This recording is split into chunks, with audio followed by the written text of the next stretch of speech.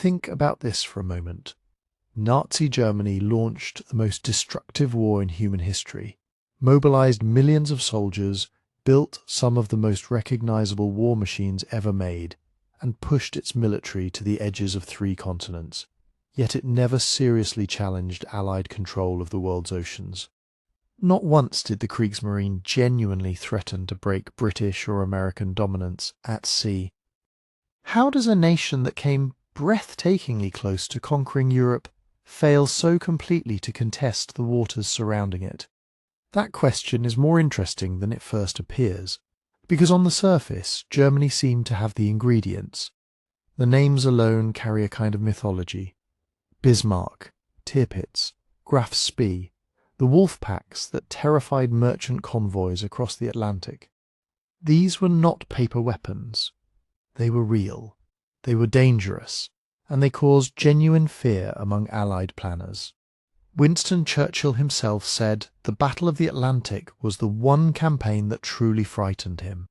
And yet when you step back and look at the full picture, the Kriegsmarine spent most of the war reacting, retreating, hiding in Norwegian fjords, or suffering losses it could never replace.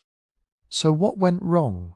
Or perhaps more precisely, what was never quite right to begin with? The answer stretches across several interconnected layers, and none of them alone fully explains the story. There is the question of strategy, meaning the choices Hitler and the German High Command made about where to invest military power, and naval warfare consistently came in third behind land and air.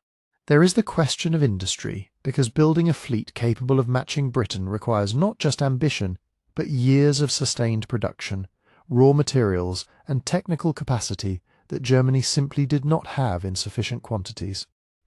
There is geography, which placed Germany in one of the least favourable positions imaginable for projecting sea power, hemmed in by narrow straits and surrounded by potential enemies with better access to open water.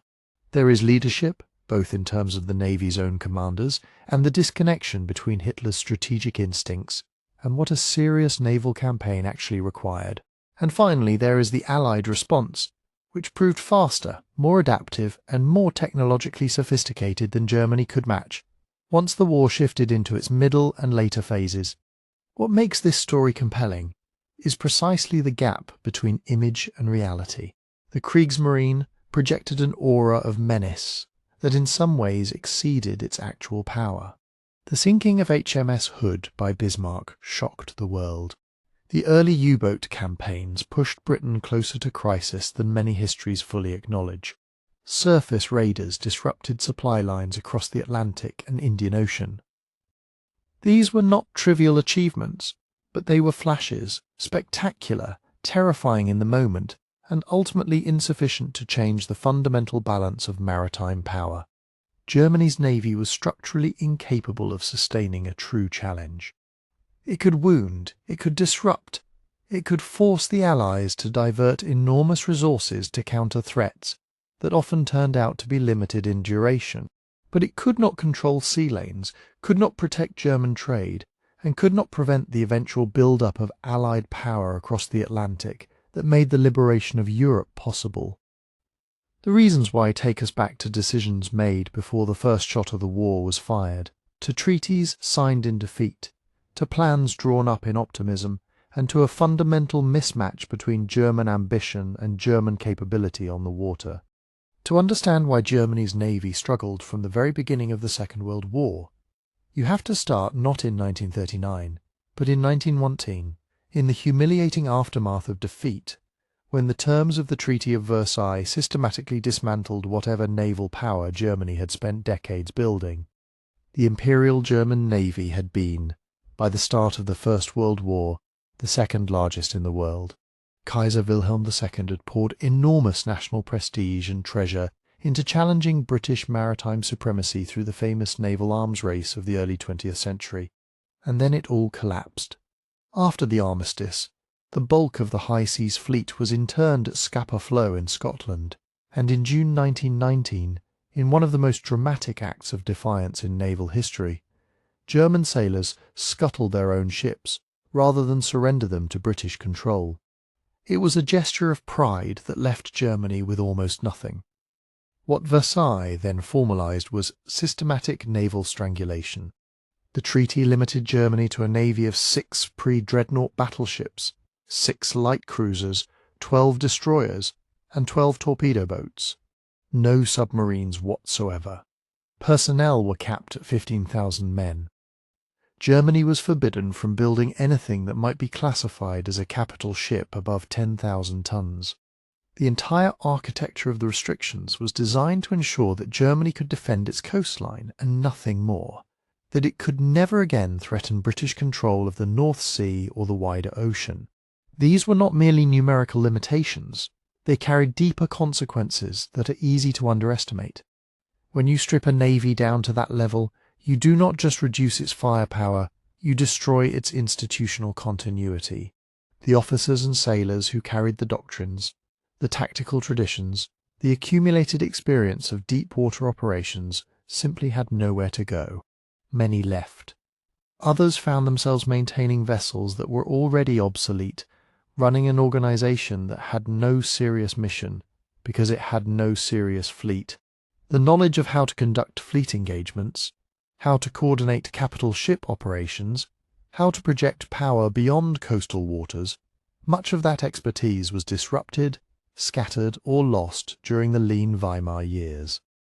This matters enormously because naval competence is not something a nation can rapidly rebuild from scratch. It takes decades to grow experienced admirals, to develop coherent doctrine, to refine the complex interplay of logistics, tactics, and technology that makes a fleet genuinely capable. Britain had not simply built ships over the previous 2 centuries, it had built a maritime culture, an institutional memory, a global network of bases, repair facilities, coaling and fueling stations, and a diplomatic framework that reinforced its sea power at every turn. Germany had been trying to challenge that inheritance before 1914, and even decades of intensive effort and enormous spending had not closed the gap. After Versailles, Germany was starting over from a far weaker position than even 1900. Compounding all of this was the political and economic catastrophe that was Weimar Germany. The republic born from defeat lurched from crisis to crisis throughout the 1920s, hyperinflation so severe that workers were paid twice daily before their wages lost value.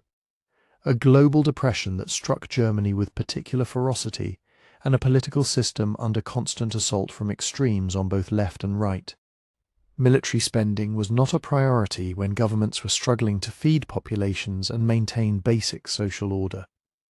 Whatever quiet, treaty-violating work the Navy might have done in the background, and some did occur particularly with submarine design work conducted through shell companies abroad. It was piecemeal, underfunded, and conducted without any coherent long-term strategy because Weimar governments could not agree on long-term strategy about almost anything. By the time the Nazi regime came to power in 1933, the contrast with Britain was almost absurd in its scale. The Royal Navy had maintained its global reach throughout the interwar period, even with its own budget pressures and the constraints of the Washington Naval Treaty. It still controlled the world's most extensive network of naval bases, stretching from Gibraltar to Singapore. It still possessed carriers, modern cruisers, and a tradition of open ocean warfare that no other nation could simply replicate through ambition alone. Its officers had grown up in a culture saturated with naval history and naval thinking. Its shipyards, though quieter than in the war years, had maintained their expertise.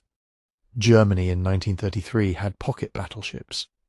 The Deutschland class, officially classed as armoured ships to stay within treaty limits, though they pushed those limits aggressively, represented the most significant German naval achievement of the Weimar era, and they were clever engineering precisely because they had to be clever to compensate for what Germany was not allowed to build openly. They were fast enough to outrun anything they could not outgun, and outgun anything they could not outrun in theory. But they were also a symptom of the underlying problem. Germany had to be inventive and unconventional because it had no legitimate path to conventional naval strength. When Hitler began open rearmament, and the Anglo-German Naval Agreement of 1935 allowed Germany to build up to 35% of British naval tonnage, it might have seemed like an opening, and in a narrow sense it was, but 35% of British naval strength, starting from near zero, building against a nation that was also continuing to develop its own fleet, with a 10-year timeline to anything approaching serious capability. This was not a realistic formula for naval competition. It was a ceiling placed over a basement. Germany entered the 1930s without the ships, without the doctrine, without the institutional depth, without the industrial base, and without the geographical advantages to realistically contemplate fleet parity with Britain within any time frame that would matter for a war launched in 1939. The Versailles inheritance was not simply a political humiliation. It was a structural wound that shaped every decision, every constraint, and every failure that followed. Understanding what Germany built during the 1930s in response to all of this, and why those efforts fell short before the first torpedo was ever fired in anger, requires looking closely at the choices made during rearmament, and the often dangerous gap between ambition and reality that defined German naval planning right up to the outbreak of war. When Hitler came to power in 1933, rebuilding Germany's military was never going to be a quiet, measured process. Rearmament was always as much about spectacle as it was about capability, about signalling to domestic audiences and foreign rivals alike that Germany had thrown off the shackles of Versailles and was ascending once again as a major power. For the army and the air force, this could be demonstrated relatively quickly. Divisions could be formed, trained, and paraded within a few years. Aircraft could be designed, tested, and rolling off production lines in numbers that were visible and impressive. But for the Navy, something far more inconvenient was true. Warships take years to design, years to build, years to crew with properly trained sailors, and further years still to develop the institutional doctrine and command experience that transforms a collection of vessels into a genuinely combat-effective fleet. Hitler's enthusiasm for dramatic gestures ran directly into one of the most stubborn constraints in military history. The Anglo-German Naval Agreement of June 1935 is one of those moments that look different from each side of the negotiating table. For Hitler, it was a diplomatic triumph. Britain was, in effect, conceding Germany's right to rearm at sea without waiting for multilateral consent, treating Germany as a legitimate naval power entitled to build up to 35% of British total tonnage across ship categories, and 100% parity in submarines. For Berlin, the agreement was worth celebrating, and Hitler reportedly called it the happiest day of his life. But look more carefully, and the agreement simultaneously enabled German naval growth and revealed its fundamental limits in almost the same breath. 35% of British naval strength, for a country starting from near nothing against a nation that was itself continuing to build and modernise. This was not a serious path to maritime competition. It was permission to construct a regional navy with aspirations, not a blueprint for global naval power. Britain, for its part, was motivated by a combination of wishful thinking and strategic calculation. By formalising German rearmament within agreed limits, London hoped to channel German ambitions into a controlled framework rather than face unconstrained competition. It was the logic of appeasement applied to the naval sphere, an attempt to manage a threat by partially legitimising it. What Britain perhaps underestimated was how much the agreement would encourage German strategic overconfidence, feeding the illusion that naval parity was a realistic medium-term goal rather than a distant aspiration dressed up in treaty language. The deeper problem was that Germany's shipbuilding and defence industrial base was nowhere near capable of supporting the ambitions the agreement implied. Britain had maintained its shipyards, its skilled workforce, its network of specialist suppliers, and its accumulated engineering expertise through the interwar period, even during lean budget years. Germany had to reconstruct this infrastructure largely from scratch, while simultaneously expanding every other branch of its military, all competing for the same steel, the same skilled labour, the same industrial capacity. Bottlenecks appeared almost immediately. Construction timelines stretched.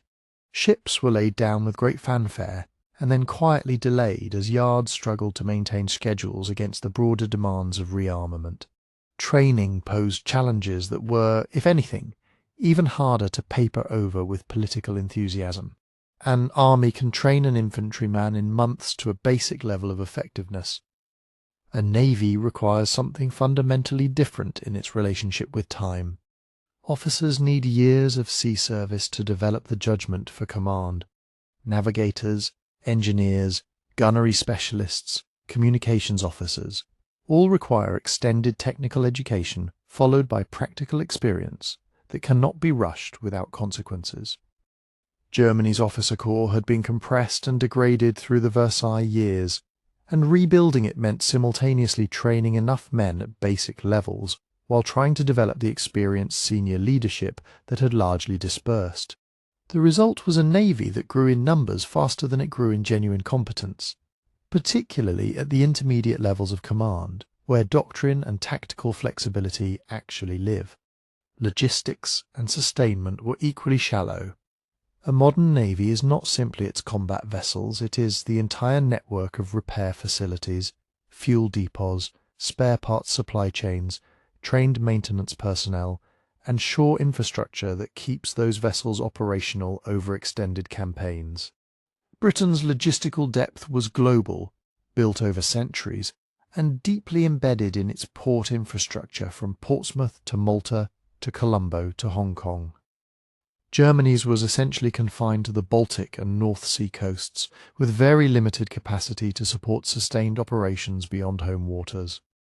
Even the ships that were built on schedule would face serious operational constraints once deployed into the Atlantic without the logistical backbone to sustain them. What makes this period particularly interesting from a historical standpoint is the tension it generated between political symbolism and military practicality, a tension that would never be fully resolved and that shaped German naval decisions right through the war. The Kriegsmarine surface ships carried an almost symbolic weight for Hitler and for the regime.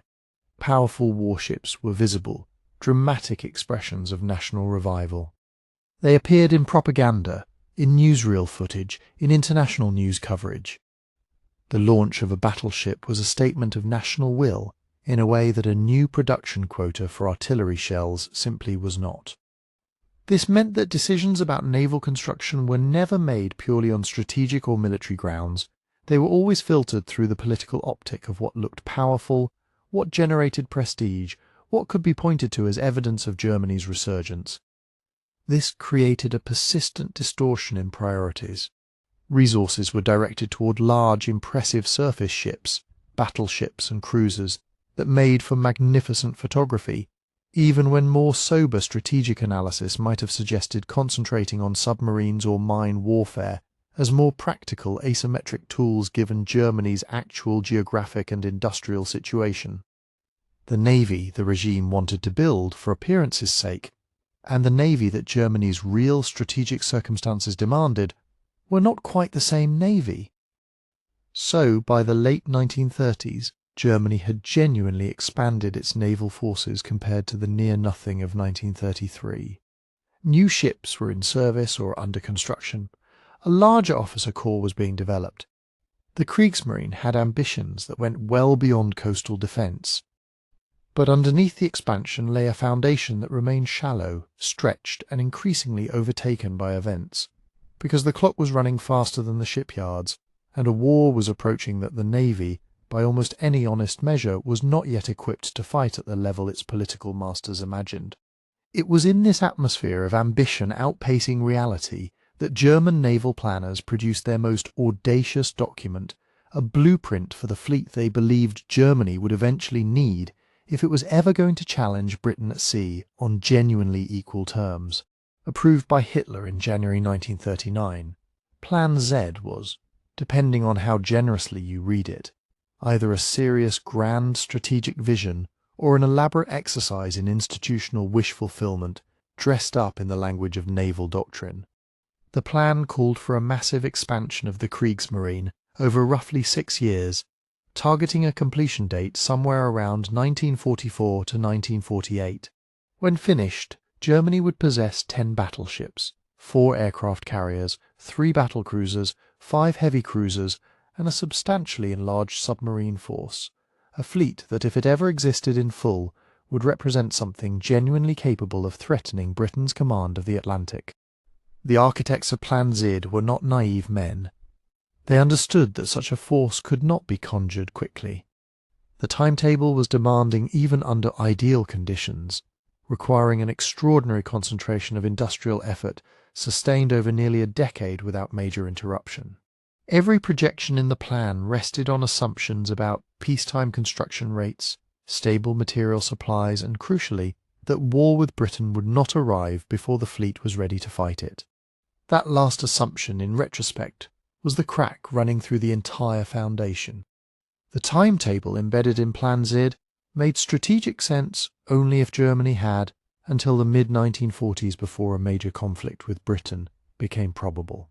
In that scenario, a Germany that entered the late 1940s with a balanced, modern blue water fleet might plausibly be able to contest the North Atlantic in ways that would genuinely threaten British imperial communications and economic survival. It was a coherent long-term vision, coherent, at least within its own assumptions. But Hitler's political gambles were accelerating far faster than any shipyard could compensate for.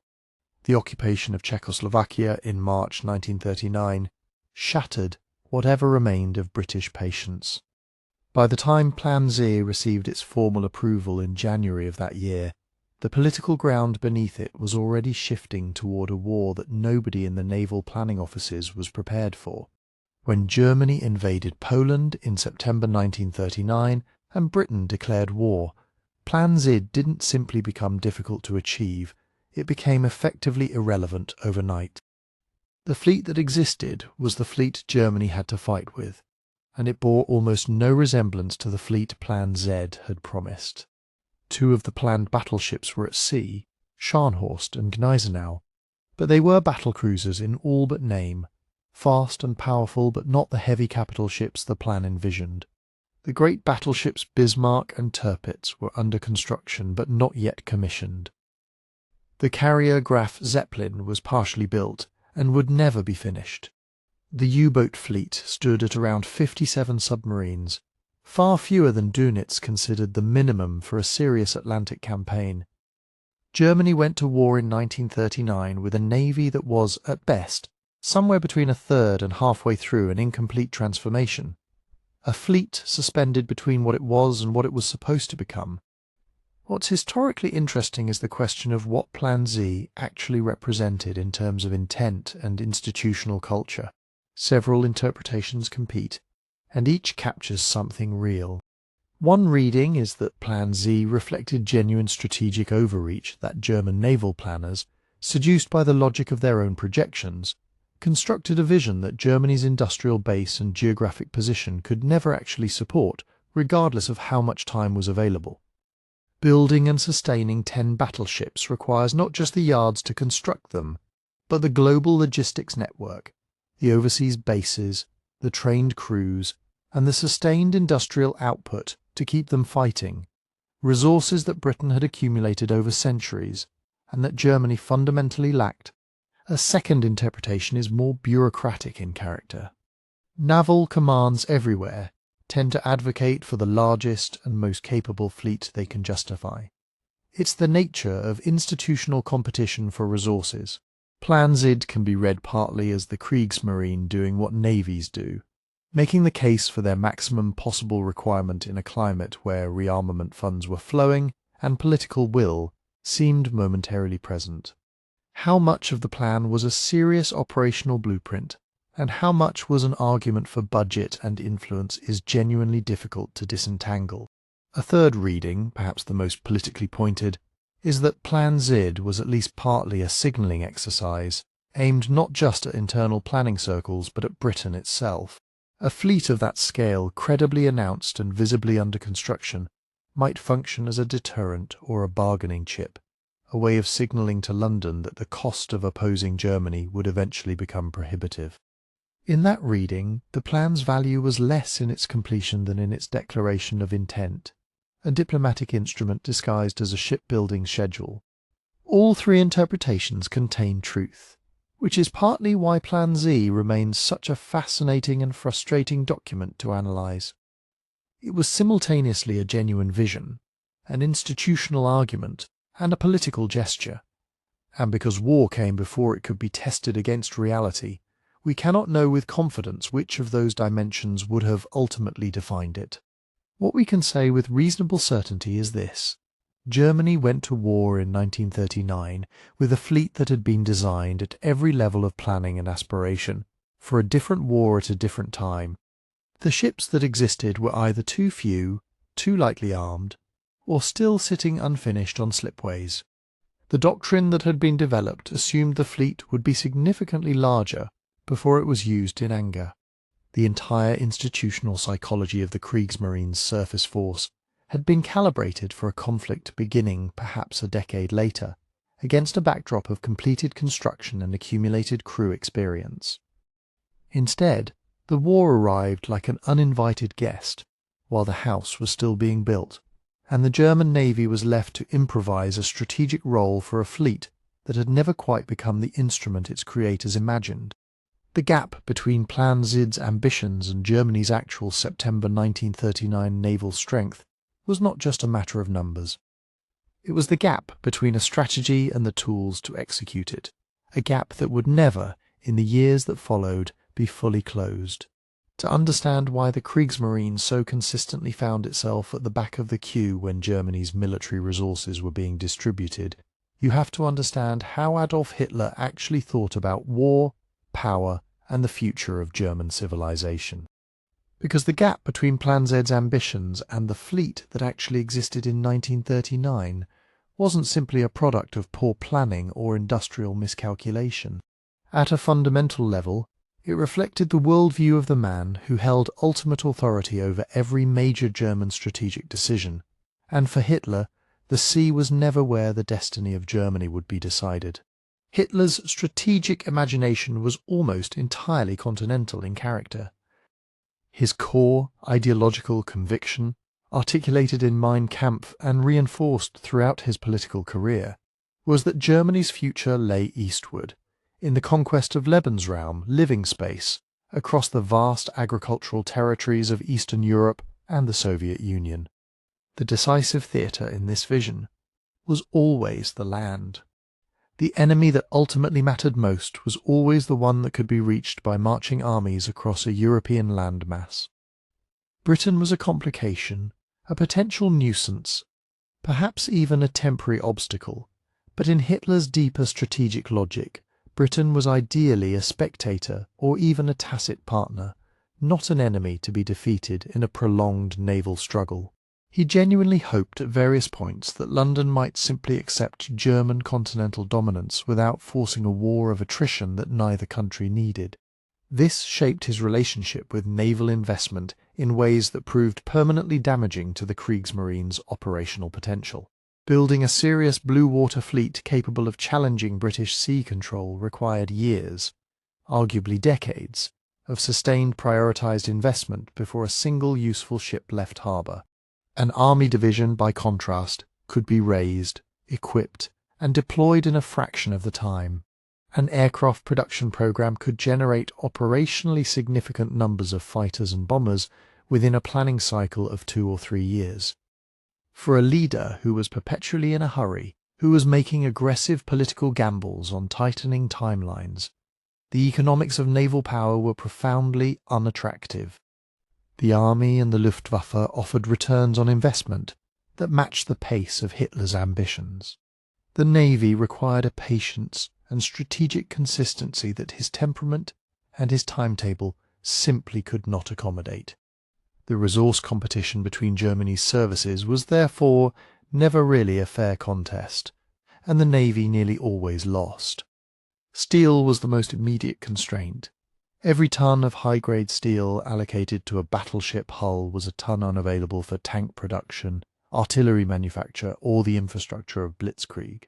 When economists and planners examined where German industry could generate the fastest operational return, the answer was almost never a capital ship that would take 4 years to construct and then require an entire support ecosystem of dockyards, fuel supplies, and trained crew to keep operational.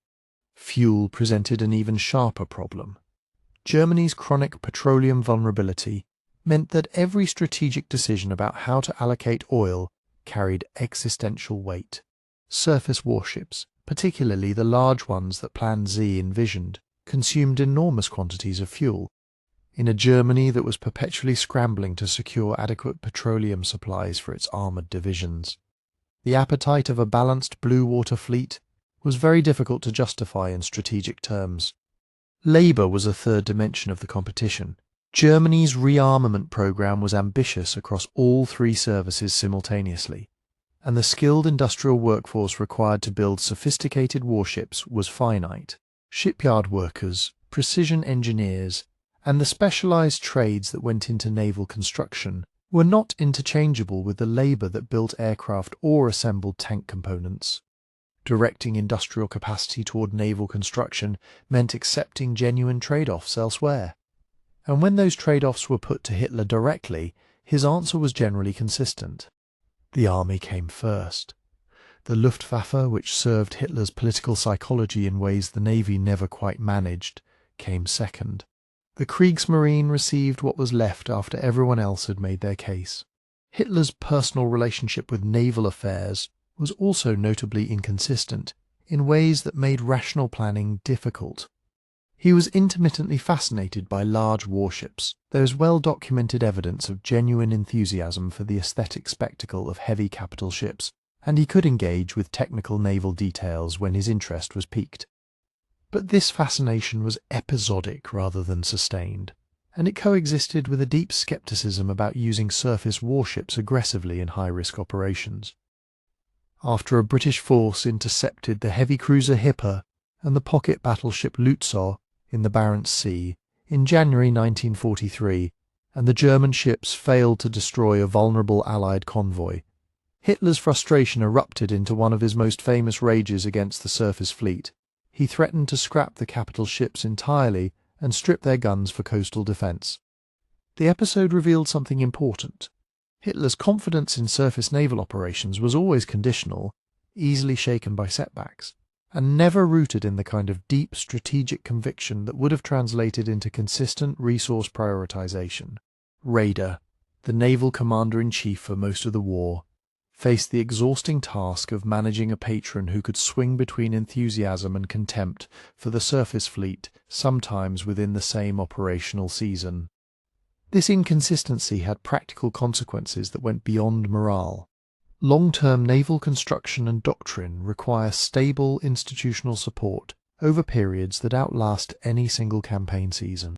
When funding priorities could shift dramatically depending on Hitler's mood after a tactical disappointment, it became nearly impossible for naval planners to develop and sustain the kind of coherent multi-year building programs that serious sea power demands. The Army and Luftwaffe had their own frustrations with Hitler's command style, but they operated in theatres that generated the kind of continuous, visible action that could recover his attention and support. The Navy's operations were slower, more distant, and more difficult to translate into the dramatic narrative of decisive engagement that Hitler's strategic sensibility craved. The result was a service that was perpetually underfunded relative to its assigned strategic responsibilities, perpetually competing against better-positioned rivals for the resources it needed, and perpetually attempting to execute a grand naval strategy with tools that had been allocated as an afterthought. The Kriegsmarine's fundamental problem wasn't simply that Plan Z was too ambitious or that war came too early. It was that, in a strategic system organised around Hitler's continental priorities, the Navy would almost always be first in line for ambition and last in line for support, a combination that would define its operational limits for the entire course of the war. Even if Hitler had been a committed navalist, even if Germany had somehow resolved its resource competition in favour of the Kriegsmarine, there was another problem that no amount of political will or industrial output could fully overcome. It was written into the map of Europe itself. Germany's physical geography placed it in one of the most disadvantageous positions imaginable for a nation attempting to project naval power against a maritime empire, with centuries of accumulated strategic advantage. Before a single German warship fired a shot in anger, The ocean itself had already tilted the contest in Britain's favour. Look at a map of northwestern Europe, and the problem becomes immediately apparent. Germany's access to open water is extraordinarily constrained. The North Sea, which is the first body of water any German surface force must cross to reach the Atlantic, is not an open highway. It is effectively a strategic corridor with walls. To the north, the gap between Norway and Scotland, the passage known as the GIUK Gap, is relatively wide but well within the patrol and interception range of British naval forces operating from Scapa Flow in the Orkney Islands, one of the finest natural anchorages in the world and the traditional home of the British Home Fleet. That base alone gave Britain the ability to station a substantial blocking force directly astride the primary northern exit route from the North Sea. Any German squadron attempting to push northward around Scotland and into the Atlantic was sailing past a neighbourhood watch with very sharp teeth. The southern exit was even more forbidding.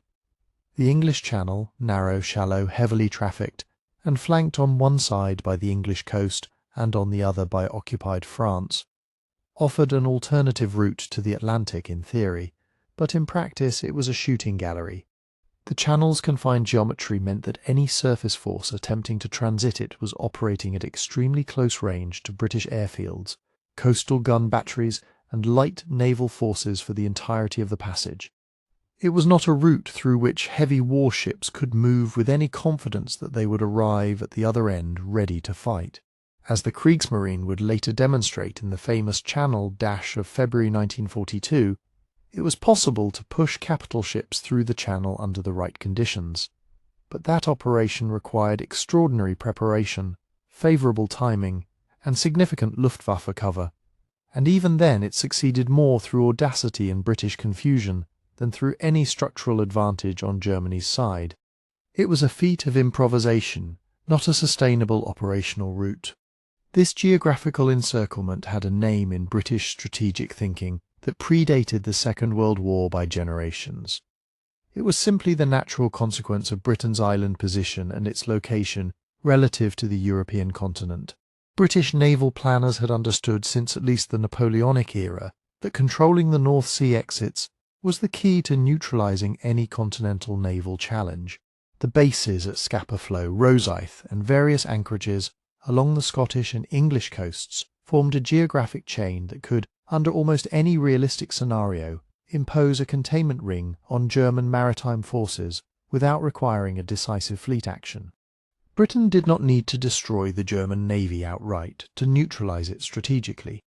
It merely needed to maintain control of the choke points, and geography placed those choke points in British hands almost by default.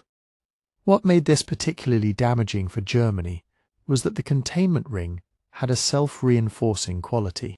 Every German attempt to break surface forces out into the Atlantic required those ships to run a gauntlet that could not be disguised, concealed, or easily surprised. British signals intelligence, air reconnaissance, and the simple logic of the geography meant that any major German naval movement from its home ports was likely to be detected relatively quickly. And detection in that context carried serious risk, because it meant British forces could position themselves to intercept before the German squadron had reached open water, where speed and sea room might offer an escape. The German surface fleet was essentially operating from a box, and the box had only two exits, both of which Britain could observe and contest. This contrasted sharply with Britain's own strategic position. The Royal Navy operated from bases that gave it access to multiple oceanic approaches simultaneously. It could cover the Atlantic from the west, the Mediterranean from the south, and maintain North Sea dominance from its home anchorages, a radial flexibility that Germany could not replicate from any combination of European coastline it held. Even after the fall of France in 1940, gave Germany access to the Biscay coast and ports like Brest, Lorient, and Saint-Nazaire, which genuinely improved the operational reach of U-boats and offered potential basing for surface forces. These Atlantic-facing ports did not eliminate the encirclement problem. They shifted it somewhat, but ships operating from Biscay ports were still vulnerable to British air and naval power operating from southwestern England and from forces that could sortie into the Bay of Biscay. The geographic improvement was real but partial. There is also a subtler dimension worth considering. The enclosed nature of Germany's operational waters affected not just the risk of breakout operations, but the entire psychological and institutional culture of fleet operations. A navy that cannot freely exercise, cannot routinely practice long-distance deployments, and cannot develop the accumulated institutional confidence that comes from operating regularly in open ocean conditions, faces a readiness problem that goes beyond ships and weapons. The Royal Navy's institutional culture was saturated with centuries of blue water experience, of managing fleets across vast distances, of the rhythms and challenges of sustained oceanic operations. The Kriegsmarine, however skilled its officers and however well designed some of its ships, had no equivalent reservoir of deep-water operational experience to draw on. Geography had denied it the practice ground that real oceanic sea power requires. The combination of these factors, the choke points, the British basing positions, the limited coastline, the absence of open ocean training grounds, created a situation in which German surface forces were strategically penned even before the war began. Breaking out was possible in specific circumstances, with specific ships, under specific conditions, but breaking out in numbers sufficient to genuinely contest British sea control, to establish the kind of sustained Atlantic presence that could threaten Britain's supply lines with surface forces, required overcoming geographic constraints that were simply not surmountable with the fleet. Germany had built, or realistically could have built. The map had made its judgment before the first shot was fired, and it had not ruled in Germany's favour. So geography had already stacked the deck against the Kriegsmarine before a single engagement took place. But even setting aside the map, even imagining for a moment that the choke points and the British basing positions did not exist, there remained a more fundamental problem, one that no amount of operational cleverness could paper over. The surface fleet that Germany actually possessed bore little resemblance to the instrument of genuine sea power that popular imagination, and arguably German naval propaganda, suggested it was. The names alone carried enormous psychological weight. Bismarck, Tirpitz, Scharnhorst, Gneisenau. These were impressive warships by almost any technical measure, and their reputation in the public mind, both German and Allied, far exceeded what their numbers could actually deliver. The Kriegsmarine surface fleet was a collection of individually powerful ships that collectively added up to something far short of a balanced, sustainable naval force. At the outbreak of war, Germany had 2 operational battleships, 2 battlecruisers, a handful of heavy and light cruisers, and a small number of so-called pocket battleships, the Deutschland-class vessels that were really heavily armed commerce raiders disguised by an imposing name. Against that, Britain could field multiple capital ships, numerous cruisers, and a carrier force, backed by the accumulated logistics, repair facilities, and command infrastructure of an empire that had been running a global navy for centuries. The numbers were not close, and they never became close. What Germany could do with its surface fleet was cause disruption, significant, costly disruption in the right circumstances. A powerful raider loose in the Atlantic trade routes could force convoy rerouting, tie down disproportionate numbers of British escorts and hunting groups, and inflict real material damage before being cornered. The Deutschland, and later the Admiral Scheer, demonstrated this in the early war period. But causing disruption and overturning the naval balance are entirely different strategic achievements, and it is worth being precise about which Germany was capable of. The former was within reach, the latter was not, and no combination of sorties or raids could have changed that arithmetic, because the underlying force ratio was simply too unfavourable. What made this gap between reputation and reality particularly damaging was the web of operational constraints that surrounded every major sortie. These ships were not easy to maintain or repair. German heavy industry, for all its wartime output, struggled to keep pace with the maintenance demands of capital warships, partly because the industrial infrastructure for sustained naval maintenance, dry docks, specialized equipment, trained technical personnel had atrophied during the interwar period and was not fully rebuilt by 1939. When ships returned from operations damaged, the repair timelines were often painfully extended. The Gneisenau spent significant stretches of 1941 and 1942 in port undergoing repairs following battle damage and bomb hits, removed from the operational equation precisely when surface fleet pressure on British trade might theoretically have been most valuable. Ammunition supply and fuel logistics compounded the problem.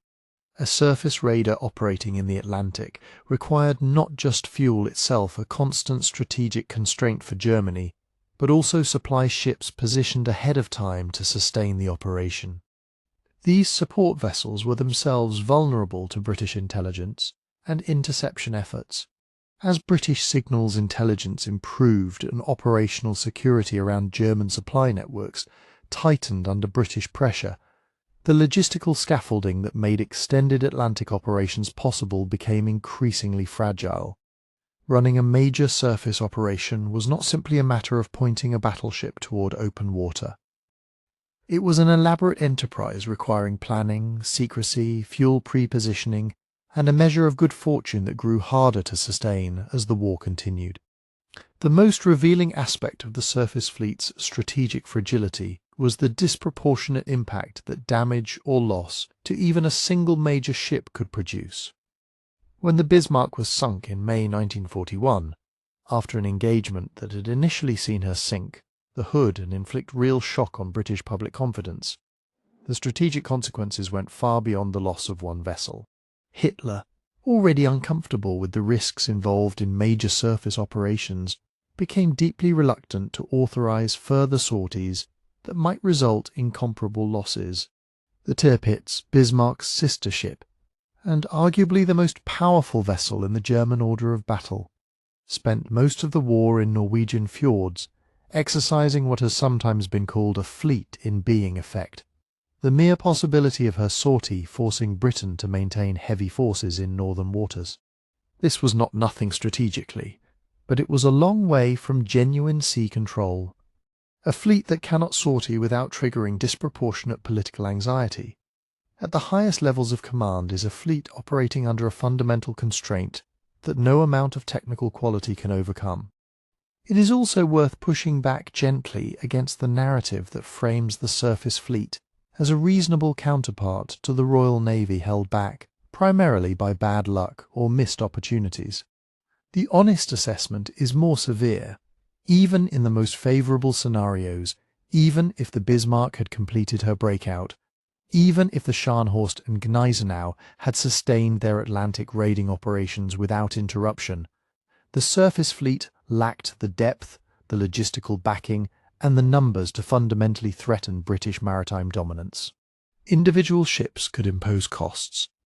Sustained operational pressure from surface forces could not be generated with the assets available, because sustaining pressure requires cycling ships through operations continuously, and Germany did not have enough ships to cycle, nor sufficient repair capacity to return damaged vessels to service quickly enough to maintain operational tempo. There is an interesting historical debate about whether a different strategic emphasis in the 1930s, had Germany chosen to build more cruisers and commerce raiders rather than pursuing prestige capital ships, might have produced a more cost-effective threat to British trade. More hulls capable of independent raiding, even at lesser individual capability, might have spread the British response thinner than a few magnificent but scarce capital ships. It is an intriguing possibility, though one constrained by Germany's industrial limitations and the political appeal of impressive battleships as symbols of national power. What remains clear is that the surface fleet as it actually existed was neither large enough nor sufficiently supported to contest British sea power in any meaningful strategic sense. It could threaten, distract, and occasionally strike hard. It could not contest.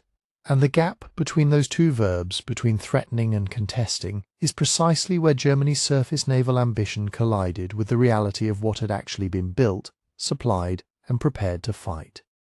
The reputation of those famous ships was real. The strategic weight they could collectively bring to bear was something considerably more modest. If the surface fleet could not contest British sea power, there was one man who believed he already knew a better path, and had believed it for years before the war began. Karl Dönitz, the officer who would rise to command Germany's submarine arm, and eventually the entire Kriegsmarine, argued with remarkable consistency that the real weapon Germany possessed against Britain was not the battleship, but the U-boat. His reasoning was strategic in the clearest sense. You fight with the advantages you actually have, not the ones you wish you possessed. Germany could not outbuild Britain in capital ships. It could not overcome the geographic choke points that bottled up surface raiders. But it could potentially strangle Britain from below the waterline, attacking the trade lifeline that kept the island nation fed, fueled and armed. Dönitz's thinking was rooted in a careful study of what German submarines had nearly accomplished in the First World War. In 1917, unrestricted U-boat warfare had pushed Britain genuinely close to a supply crisis before the introduction of the convoy system blunted the campaign's effectiveness. Dönitz looked at that history and drew a straightforward conclusion. The problem in 1917 had not been the concept, but the execution. Too few submarines, introduced too late, operating without coordinated doctrine. Given enough boats deployed early and in sufficient numbers, he believed the outcome might have been very different. His entire pre-war career was spent developing the tactical and operational ideas that would put that theory into practice. The most significant of those ideas was Wolfpack doctrine, the coordinated attack by multiple submarines against a single convoy. The logic was elegant and deliberately asymmetrical. A convoy escorted by a handful of destroyers and corvettes could hold off one or two submarines with relative confidence. But if a group of U-boats converged on the same target from multiple directions simultaneously, the escorts would be overwhelmed, forced to respond to attacks coming from angles they could not all cover at once. The mathematics of saturation favoured the attacker. Individual submarines would be vulnerable, certainly, but the collective pressure of the Wolfpack would exceed what any escort screen could reasonably manage. Communication and coordination were the keys, with submarines maintaining radio contact and queuing each other onto convoys detected by the most forward boat. Beyond the tactical elegance, there was a compelling economic argument for the submarine approach that Dönitz pressed whenever he had access to an audience willing to listen. A U-boat cost a fraction of what a capital ship required, in raw materials, skilled labour, construction time, and subsequent maintenance. Germany could theoretically build 10 or 15 submarines for every battleship it laid down. 10 submarines distributed across the Atlantic trade routes created problems at 10 different points simultaneously. One battleship, however impressive, could only be in one place, required enormous logistical support, and if lost represented a catastrophic and irreplaceable expenditure. The asymmetry was not subtle. Submarine warfare offered Germany a chance to impose costs on Britain at a ratio favourable to the attacker, which is precisely what a weaker naval power needs to seek if it hopes to change the strategic equation. The pre-war debate over this question is where history becomes genuinely fascinating, and somewhat uncomfortable for those who argue German naval strategy was coherent and well considered. Dönitz spent the mid-1930s pressing the Naval High Command for priority in submarine construction.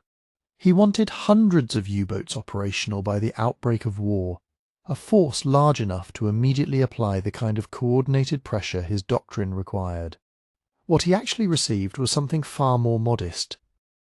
When war broke out in September 1939, the Kriegsmarine possessed fewer than 60 submarines in total, with only a fraction of those suitable for extended Atlantic operations.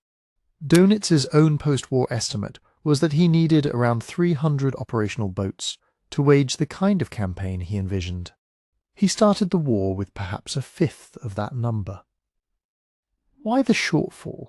The answer pulls directly back to the tension that had defined German naval planning since Versailles, the unresolved argument between surface ambitions and submarine realities. Plan Z, the grand rearmament program that dominated naval thinking in the late 1930s, prioritized battleships, battlecruisers, and carriers. These were the prestige instruments, the assets that reflected a vision of Germany as a conventional naval power worthy of comparison to Britain. They were also, from a purely strategic standpoint, extraordinarily expensive choices that consumed industrial capacity that might otherwise have gone toward submarines. Hitler's attention and approval could be captured by impressive capital ships in ways that a construction program emphasizing U-boats, unglamorous, invisible, operating beneath the surface, could not easily replicate. The institutional culture of the Navy itself leaned towards surface forces, reflecting the Tirpitz tradition and a deep-seated professional preference for fleet engagements over the slow grinding work of trade interdiction.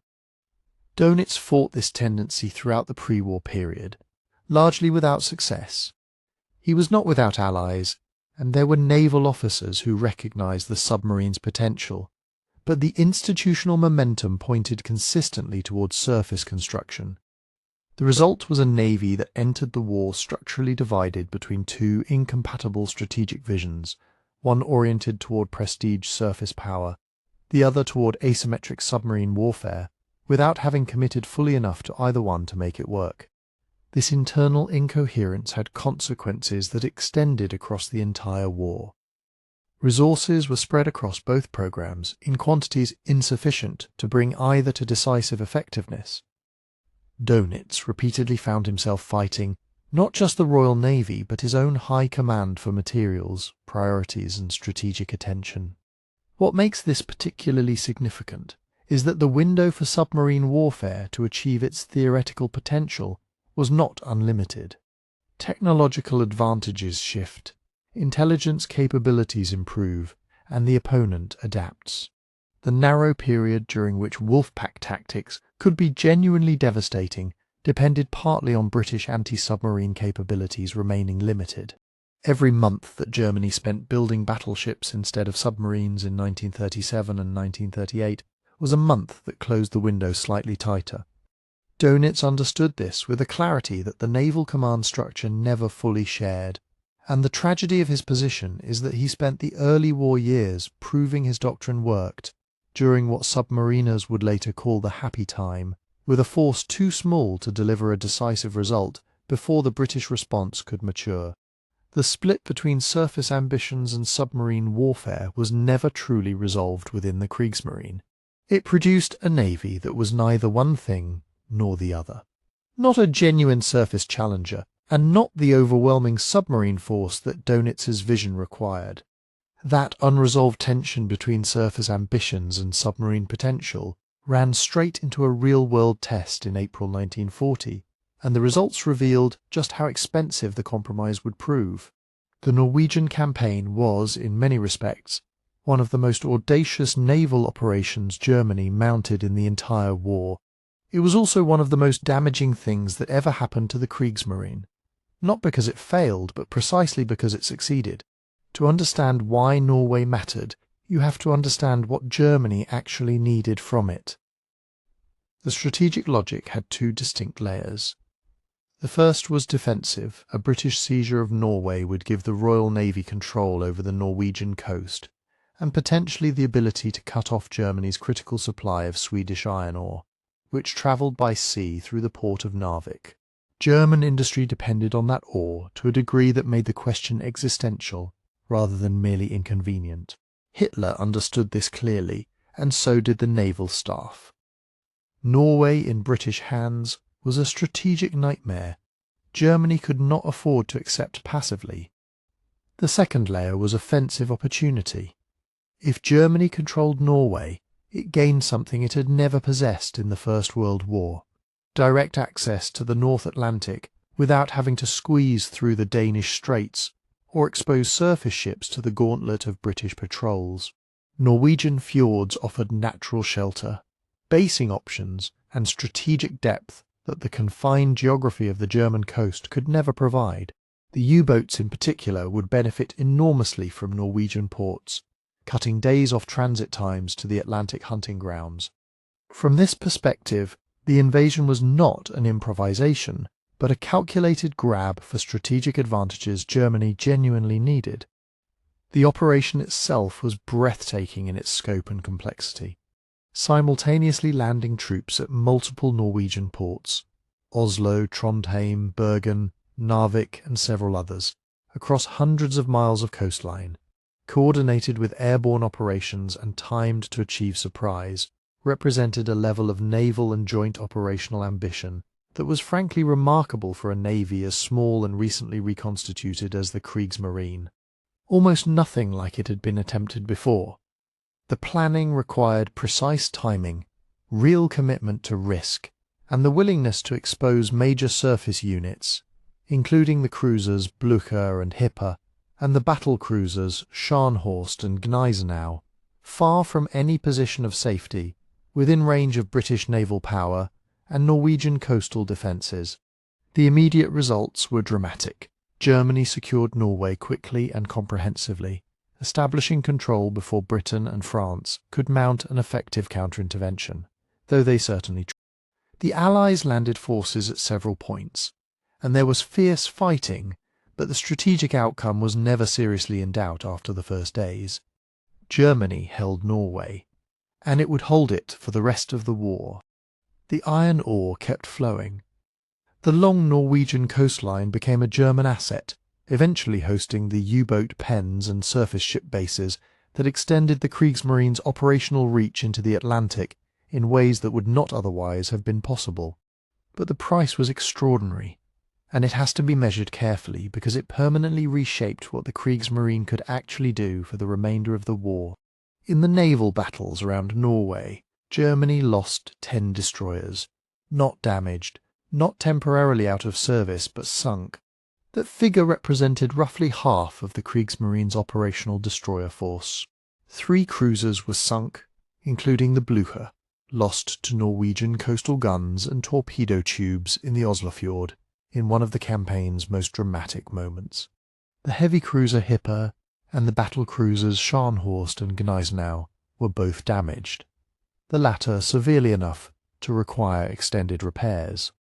The pocket battleship Lützow was torpedoed and out of action for months. When you add those losses together and place them alongside the force that Germany had available, the campaign looks very different from a simple victory narrative. The destroyers were particularly critical.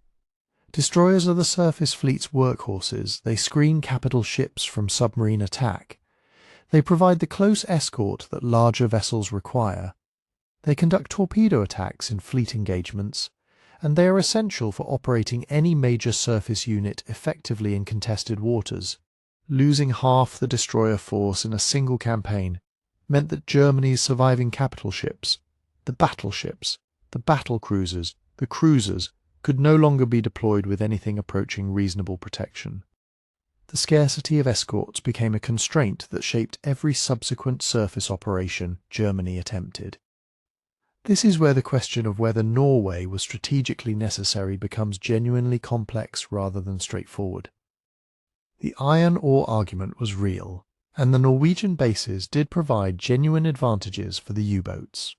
These were not trivial gains, but one has to ask whether those advantages were worth permanently degrading the surface fleet's ability to operate as a coherent force. The destroyers lost at Narvik, sunk in the 2 naval battles fought there by British destroyers, and the battleship Warspite could not be replaced quickly. German shipbuilding was already stretched thin, and the industrial priorities that limited destroyer construction before the war did not suddenly shift. The fleet that emerged from Norway was smaller, more fragile, and more cautious than the one that had entered the campaign. There is an interpretation, not unreasonable given the evidence, that Germany was always going to struggle to use its surface fleet offensively after Norway, regardless of what strategy it pursued. The losses simply accelerated and codified a vulnerability that already existed. But there is an alternative reading that carries real weight. The Norway campaign consumed the surface fleet's reserves of ships and strategic confidence at exactly the moment when Britain was at its most stretched, before American support had fully materialized, before the convoy system had been reinforced, during a window when a more intact German fleet might have created genuine dilemmas for British planners. The opportunity cost is impossible to calculate precisely, but it is not imaginary. What Norway demonstrated perhaps most clearly is that the Kriegsmarine could execute brilliantly at the tactical and operational level while simultaneously making its own strategic situation significantly worse. One campaign, one successful campaign, permanently narrowed the options available to German naval commanders for everything that followed. Every subsequent decision about whether to risk the surviving capital ships, every calculation about what the surface fleet could realistically threaten or achieve, was made in the shadow of the losses sustained in the spring of 1940. The room to manoeuvre that the Kriegsmarine had never possessed in abundance had grown even smaller, just as the war's demands were about to grow enormously larger. The losses at Norway didn't just narrow Germany's options. They threw into sharp relief a more fundamental problem that no tactical adjustment or campaign plan could solve. Even if every destroyer had survived, even if every cruiser had returned to port undamaged, Germany would still have faced an opponent whose advantages in naval power rested on something far deeper than ship counts or battle outcomes. Understanding why Germany could never establish meaningful sea control means understanding what sea control actually requires, and why Britain was structurally positioned to maintain it in ways Germany simply could not replicate. Start with the numbers, because they matter even though they don't tell the whole story. At the outbreak of war, the Royal Navy possessed 15 battleships and battle cruisers against Germany's 2. Britain had 7 aircraft carriers to Germany's 0 operational. Cruiser strength stood at roughly 66 British hulls against 6 German. Destroyers numbered close to 200 in British service, compared to Germany's 30-odd survivors after Norway. These disparities were not marginal, they were enormous, and they reflected something more than decisions made in the 1930s.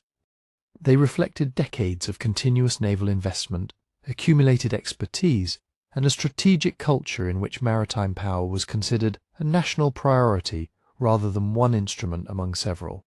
Britain also possessed something Germany could not manufacture from scratch in any reasonable time frame: a global network of bases, from Gibraltar to Alexandria, from Singapore to Simonstown, from Halifax to Aden. The Royal Navy could refuel, rearm, repair, and redistribute its forces across the entire expanse of the world's oceans. This wasn't merely convenient, it was strategically decisive. It meant that British naval strength could be concentrated or dispersed across multiple theatres simultaneously, that losses in one area could be compensated by redeployment from another, and that the logistical backbone supporting fleet operations was never dependent on a single choke point or a single industrial region. Germany's navy, by contrast, operated from a handful of ports on a coastline that was geographically constricted and easily monitored. The reach of the Kriegsmarine was always local by comparison, even when individual ships managed to break into open ocean. Then there is the question of merchant shipping and the empire that supported it. Britain entered the war with the world's largest merchant marine, representing an enormous reservoir of carrying capacity that allowed it to sustain imports of food, fuel, and raw materials from across the globe. The empire provided not just resources but manpower. Canadian, Australian, Indian, South African, and New Zealand contributions to naval strength were substantial, adding ships, crews, and industrial capacity to the British war effort in ways that compounded over time. The naval administration coordinating all of this drew on institutional memory, stretching back generations. Convoy doctrine, fleet logistics, hydrographic knowledge, intelligence systems, and officer training traditions that had been refined through continuous operational experience, including the brutal lessons of the First World War. When the convoy system was eventually reinstituted and developed in this war, it built on frameworks that already existed, rather than being invented from first principles under fire. This institutional depth allowed Britain to do something Germany could not: absorb losses without suffering strategic collapse. When the Royal Navy lost the carrier Courageous to a U-boat in September 1939, or the battleship Royal Oak at Scapa Flow a month later, or the carrier Glorious during the Norwegian evacuation, these were genuine shocks, painful, operationally significant, and mourned. But the fleet continued to function. Gaps were filled, replacements were ordered, and operations continued across every ocean simultaneously. The system was resilient because it was large enough and deep enough to absorb punishment without losing coherence. Germany faced the opposite situation. Every significant loss, every destroyer at Narvik, every cruiser that went to the bottom, every capital ship requiring months of repair, reduced an already small force toward thresholds below which meaningful offensive operations became impossible. The margin for error was vanishingly thin, and it kept shrinking. This asymmetry meant that Germany could never force the kind of decisive battle it would have needed to fundamentally alter the naval balance.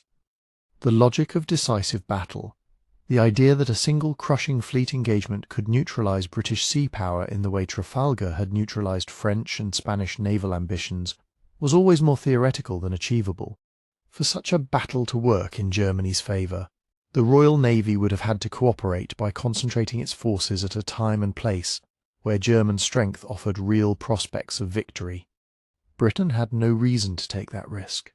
It could maintain sea control through sustained presence, distributed operations, and convoy protection without ever needing to accept a fleet action on German terms. The Jutland experience of 1916 had demonstrated exactly this principle. Britain didn't need to win decisively.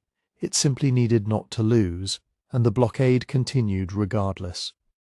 Germany's surface fleet lacked the numbers, the range, and the escort strength to impose a battle rather than invite one. When major units like Scharnhorst, Gneisenau, or Bismarck ventured into the Atlantic, they created disruption and forced British responses, but those responses were always manageable for a navy with global reach and superior numbers. Britain could dedicate multiple capital ships to hunting a single German raider because it could afford to. Germany could not replace what it risked, while Britain could redistribute what it committed. The arithmetic of attrition always favoured the side that could sustain operations across the widest possible theatre with the deepest possible reserves. What this reveals is something about the nature of sea control that Germany's naval planners, and arguably Hitler himself, never fully internalised. Sea control is not achieved through spectacular individual actions. It is not the product of a single heroic engagement or a brilliantly executed raid. It is built through sustained presence, logistical endurance, administrative competence, and the capacity to operate continuously across vast distances over months and years. It is fundamentally an institutional achievement before it is a tactical one. Britain had spent 2 centuries constructing that institution. Germany had spent roughly 2 decades attempting to rebuild one from the fragments left by Versailles, working against industrial constraints, geographic limitations, and a strategic culture that never fully committed to maritime power as a primary instrument of national strategy. The Kriegsmarine's individual sailors and commanders were frequently brave, often skilled, and occasionally brilliant. But bravery and operational skill cannot substitute for strategic depth. And in the contest for sea control in the Second World War, Britain's strategic depth was of a different order entirely, the kind that no number of bold individual actions could meaningfully erode. That structural impossibility, Germany's inability to contest sea control in any sustained or meaningful sense, had its most dramatic and consequential test not in the Atlantic, not in a fleet engagement, but in a planning room where German military commanders were asked to answer a simple question: could Germany invade Britain? The answer they arrived at, however reluctantly, and with however many qualifications, tells you almost everything about where the Kriegsmarine actually stood in the summer of 1940. Operation Sea Lion, the proposed German amphibious invasion of southern England, was conceived at a moment when German confidence should have been at its peak. France had collapsed with shocking speed. The Low Countries were occupied. The British Expeditionary Force had been chased off the continent, leaving enormous quantities of equipment on the beaches at Dunkirk. On the surface, German strategic momentum seemed unstoppable. Yet the moment serious planning began for crossing the English Channel, The reality of German naval weakness asserted itself with a clarity that no amount of optimism could paper over. The fundamental problem was simple to state and impossible to solve. And amphibious invasion is not just a land operation that happens to begin at sea. It is a naval operation in its entirety, from the moment troops board their transports to the moment secure supply lines are established across open water. Every soldier, every tank, every artillery piece, every ammunition crate, every fuel drum has to cross the water, and every one of those crossing has to be protected from an enemy navy that is operating in its home waters with the full weight of its institutional strength behind it. The Royal Navy in the summer of 1940 was battered but very much operational. It had destroyers, cruisers and capital ships that could be redeployed to channel defence faster than any German surface force could realistically challenge them. The Kriegsmarine's leadership, to their credit, did not pretend otherwise. Admiral Raeder made clear to Hitler and the OKW that the Navy could not guarantee the protection of invasion transports against Royal Navy intervention.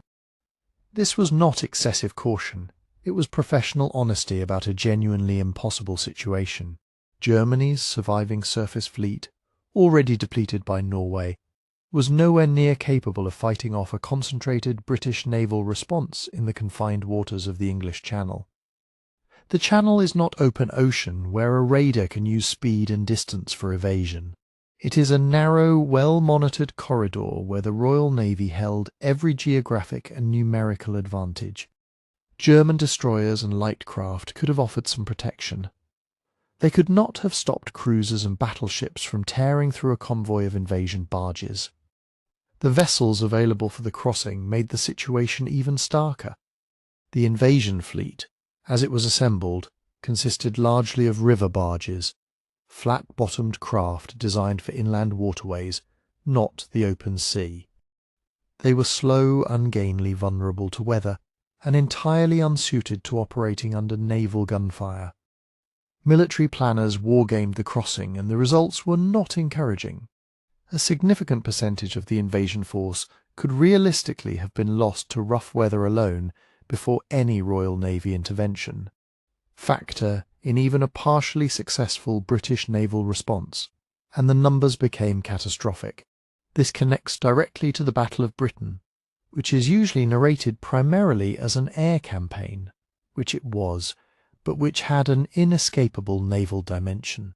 The Luftwaffe's task was not only to defeat the Royal Air Force over southern England, it was also to establish air superiority over the Channel, so that German air power could substitute for the naval escort the Kriegsmarine couldn't provide. If German aircraft could suppress British naval movements in the Strait of Dover, if they could neutralise RAF bases and destroy fighter command's capacity to operate, then perhaps the invasion transports could cross under air protection rather than naval protection. That was the logic. It was not inherently absurd as a concept, but it demanded that the Luftwaffe achieve something it ultimately could not deliver. When fighter command held, when the RAF remained operational through August and into September, despite enormous losses, the air umbrella that was supposed to compensate for German naval weakness never materialized. The two deficiencies compounded each other. Without air superiority, the invasion fleet was exposed to both RAF attack and Royal Navy interception.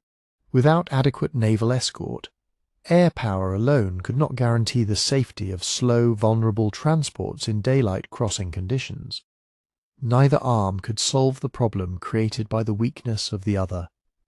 Whether Sea Lion was ever genuinely executable, or whether it was something closer to a political and psychological instrument, remains a subject of genuine historical debate. Some historians argue that Hitler never fully committed to the invasion, that it functioned partly as pressure on Britain to negotiate, and that serious execution was always contingent on conditions, particularly air supremacy, that German planners quietly understood would be extraordinarily difficult to achieve. The postponements, the hedging, and Hitler's own evident ambivalence about the operation all suggest that Sea Lion occupied an uncertain space between genuine military planning and strategic theatre.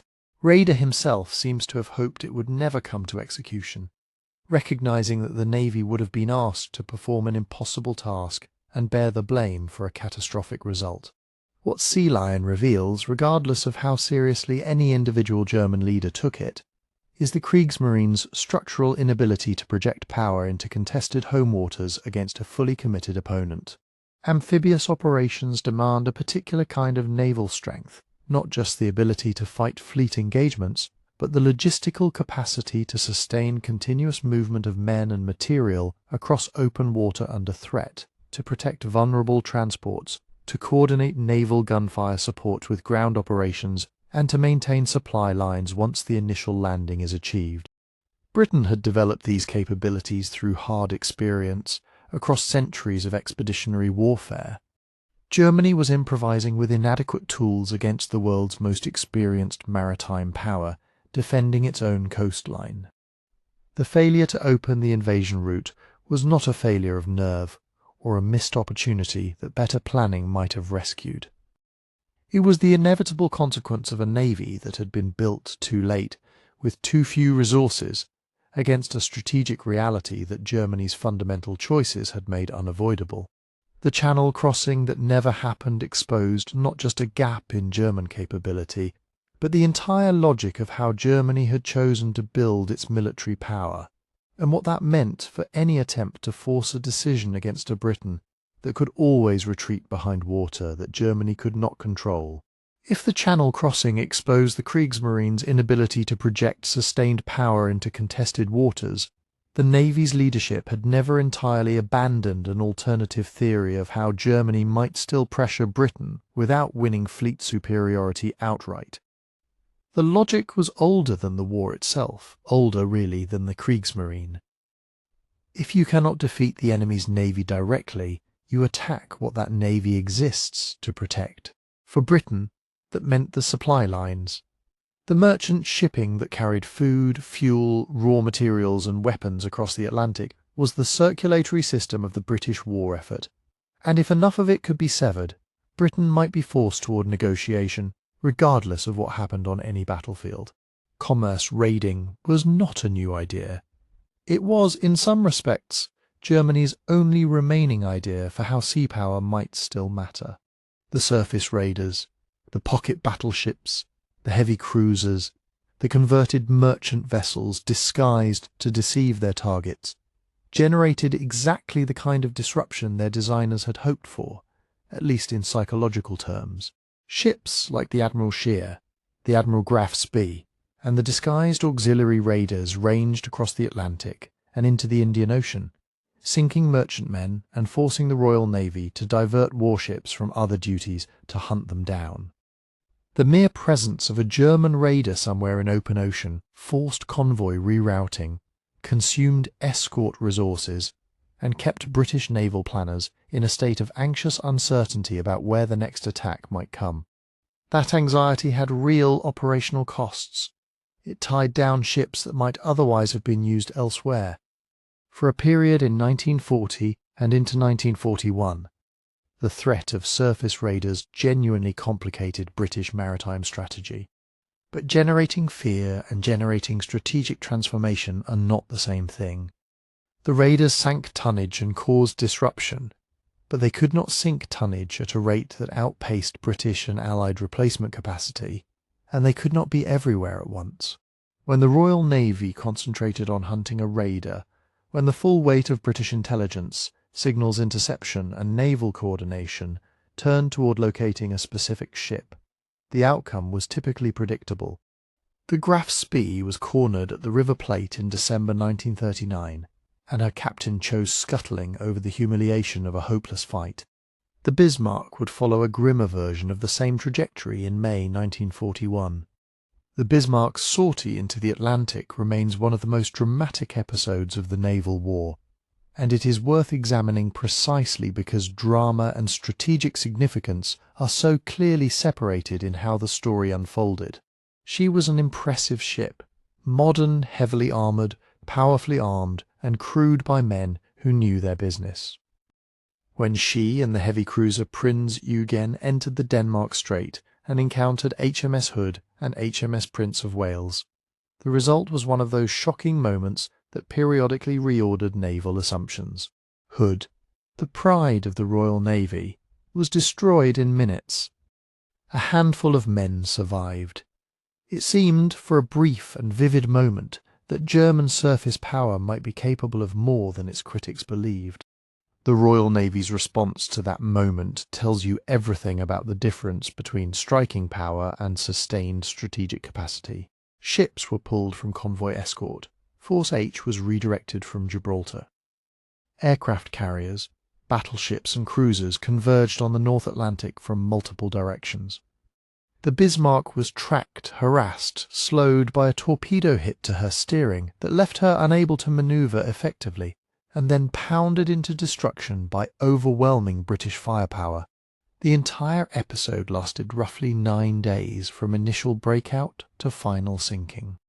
The Prinz Eugen escaped to Brest, where she would spend months under air attack, unable to operate freely. The Bismarck herself sent nearly 2,100 men to the bottom of the Atlantic. What did Germany gain? The Hood was gone, which mattered. Prince of Wales had been damaged. British prestige had taken a blow that required public reassurance. But in material terms, the exchange was catastrophic for Germany. Britain lost an old battlecruiser with known structural vulnerabilities. Germany lost its most modern and capable surface combatant, and with it any realistic prospect that surface raiders could threaten British sea control in a meaningful strategic sense. After Bismarck, Hitler became deeply reluctant to risk the remaining capital ships in offensive operations, and that reluctance, entirely rational given the circumstances, completed the process of neutering the surface fleet as a strategic instrument. The surviving heavy ships, including the Tirpitz, spent much of the rest of the war in Norwegian fjords, tied down not by action, but by the British obsession with destroying them before they could act. Even as a fleet in being, their influence was largely defensive and indirect. This points to the central tension that ran through the entire surface raider strategy from beginning to end, the impossibility of simultaneously preserving capital ships and using them for meaningful effect. Ships sitting safely in port or anchored under protective camouflage in Norwegian inlets were not being sunk, but they were also not sinking anything else. The moment they ventured into open water, the full machinery of British naval intelligence, air reconnaissance and concentrated fleet power turned against them. The ocean was not as empty as a raider strategy required. The Royal Navy, with its network of bases, its signals intelligence capability, and its sheer number of available hulls, could find ships that Germany wanted to hide and respond to threats faster than German surface forces could exploit any opening they created. The commerce-raiding chapter of the naval war, viewed honestly, produced headlines and anxiety without producing the strategic erosion that its architects had hoped for. It demonstrated genuine German naval capability in individual engagements. The Bismarck's destruction of Hood will never be forgotten, but capability displayed in isolated dramatic moments is not the same as capability sustained across the full breadth of a prolonged war. Britain needed to win every encounter eventually. Germany needed to win all of them to change the underlying equation. That asymmetry was always present, and no amount of tactical brilliance could make it disappear. What the surface raider campaign ultimately illustrated was a Kriegsmarine attempting to punch at strategic problems with instruments too limited and too fragile to deliver sustained blows. The spectacle was real. The underlying weakness was realer still. And the navy that could not hold the channel, could not escort an invasion, and could not keep its finest battleship alive, for more than 9 days at sea, was running out of ways to matter, unless the submarines could achieve what the surface fleet never truly could. And for a time it genuinely seemed like they might. The U-boat campaign opened with results that appeared to vindicate everything Karl Dönitz had argued for throughout the pre-war years. German submarines operating in the North Atlantic during 1940 and into 1941 found conditions almost ideal. British convoy defences were thin, escort vessels were scarce, radar technology was primitive by later standards, and the Americans had not yet entered the war to swell the Allied shipbuilding numbers. Dönitz's wolf-pack tactics, where multiple submarines coordinated attacks on the same convoy simultaneously, overwhelmed the limited escorts and drove tonnage losses to levels that genuinely alarmed British planners. Churchill would later write that the U-boat threat was the only thing that truly frightened him during the war. Not the Blitz, not the fall of France, not the disasters in North Africa, but the slow hemorrhaging of merchant shipping in the Atlantic. That admission is worth taking seriously. For a period, the submarine campaign was threatening to do what nothing else in Germany's strategic arsenal had managed: bring Britain to a point of genuine material crisis. The German submariners themselves called it the happy time. Aces like Günther Prien, Otto Kretschmer, and Joachim Schepke were sinking ships faster than Britain could comfortably replace them, and the propaganda value of their successes added a further dimension to the pressure. Kretschmer alone sank more than 200,000 tons of Allied shipping before his capture in March 1941. The wolf packs were finding convoys, coordinating attacks from the surface at night, and slipping away before effective countermeasures could be brought to bear. The logic of Dönitz's alternative vision appeared to be holding. But the Allies were not static, and here lies the essential story of why 1943 became the turning point it did. The British had been fighting submarines before. They had developed convoy systems, anti-submarine doctrines, and detection technologies during the First World War, and the institutional memory of that struggle meant that adaptation, while painful, was not starting from nothing. What changed the Atlantic War was not any single breakthrough but an accumulation of interlocking improvements, each one closing a gap that U-boats had been exploiting. Radar was perhaps the most immediately consequential. Early centimetric radar sets, fitted to escort vessels and crucially to aircraft, allowed Allied forces to detect surfaced submarines at night, and in poor visibility, exactly the conditions under which wolf packs had operated most freely. A U-boat commander who surfaced to recharge batteries or coordinate an attack suddenly faced the possibility of a patrol aircraft appearing out of darkness with no warning. The psychological effect alone was significant. The tactical flexibility that had made the wolf packs so dangerous was progressively stripped away. Sonar improvements extended the lethal envelope underwater, and new weapons, including the Hedgehog ahead, throwing mortar which fired a pattern of contact-fused projectiles in front of an escort rather than behind it, increased the probability of a kill once a submarine was located. The cat-and-mouse quality of an anti-submarine hunt changed when the mouse could no longer rely on a significant delay between detection and attack. Escort tactics improved as well, with dedicated support groups, freed from the obligation to stay with a specific convoy, able to hunt submarines to exhaustion once contact was established, rather than simply driving them away and returning to their charges. Air coverage addressed what had been the single greatest geographic vulnerability in Allied defences: the mid-Atlantic gap, that stretch of ocean beyond the range of land-based patrol aircraft, from either side where U-boats could operate with relative freedom from aerial harassment. Escort carriers, small, not particularly fast, not built for fleet action, were precisely calibrated to close that gap. They provided air cover over convoys in the middle of the ocean, turning what had been a sanctuary into a hunting ground. The introduction of very long-range aircraft, particularly modified Liberators, working alongside escort carriers, essentially eliminated the gap entirely by mid-1943.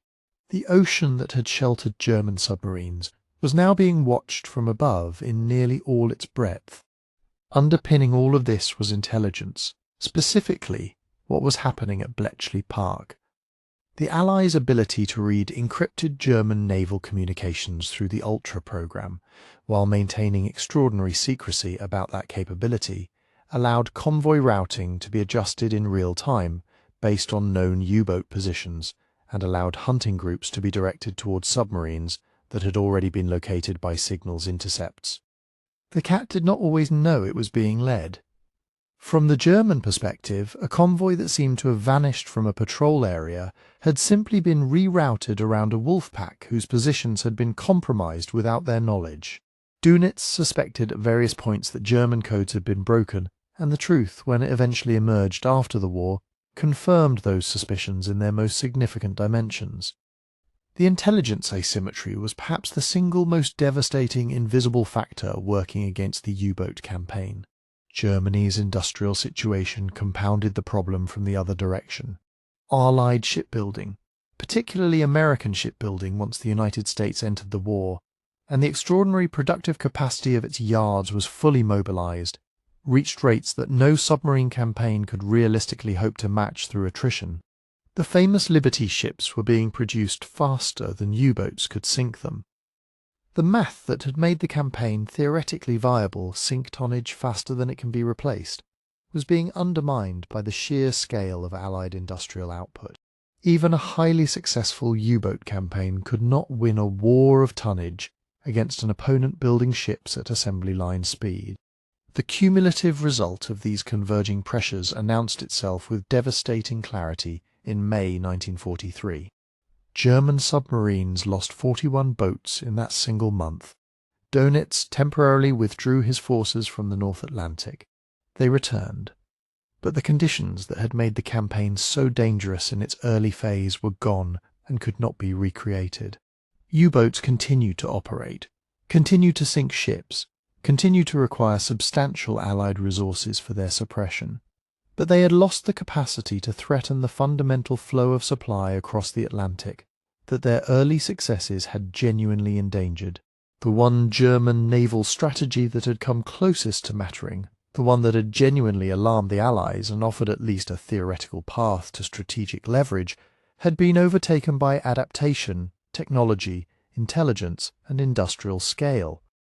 It is a measure of how limited the rest of the Kriegsmarine's options had always been that the collapse of the U-boat campaign left Germany, with essentially no remaining means of contesting the sea lanes at all.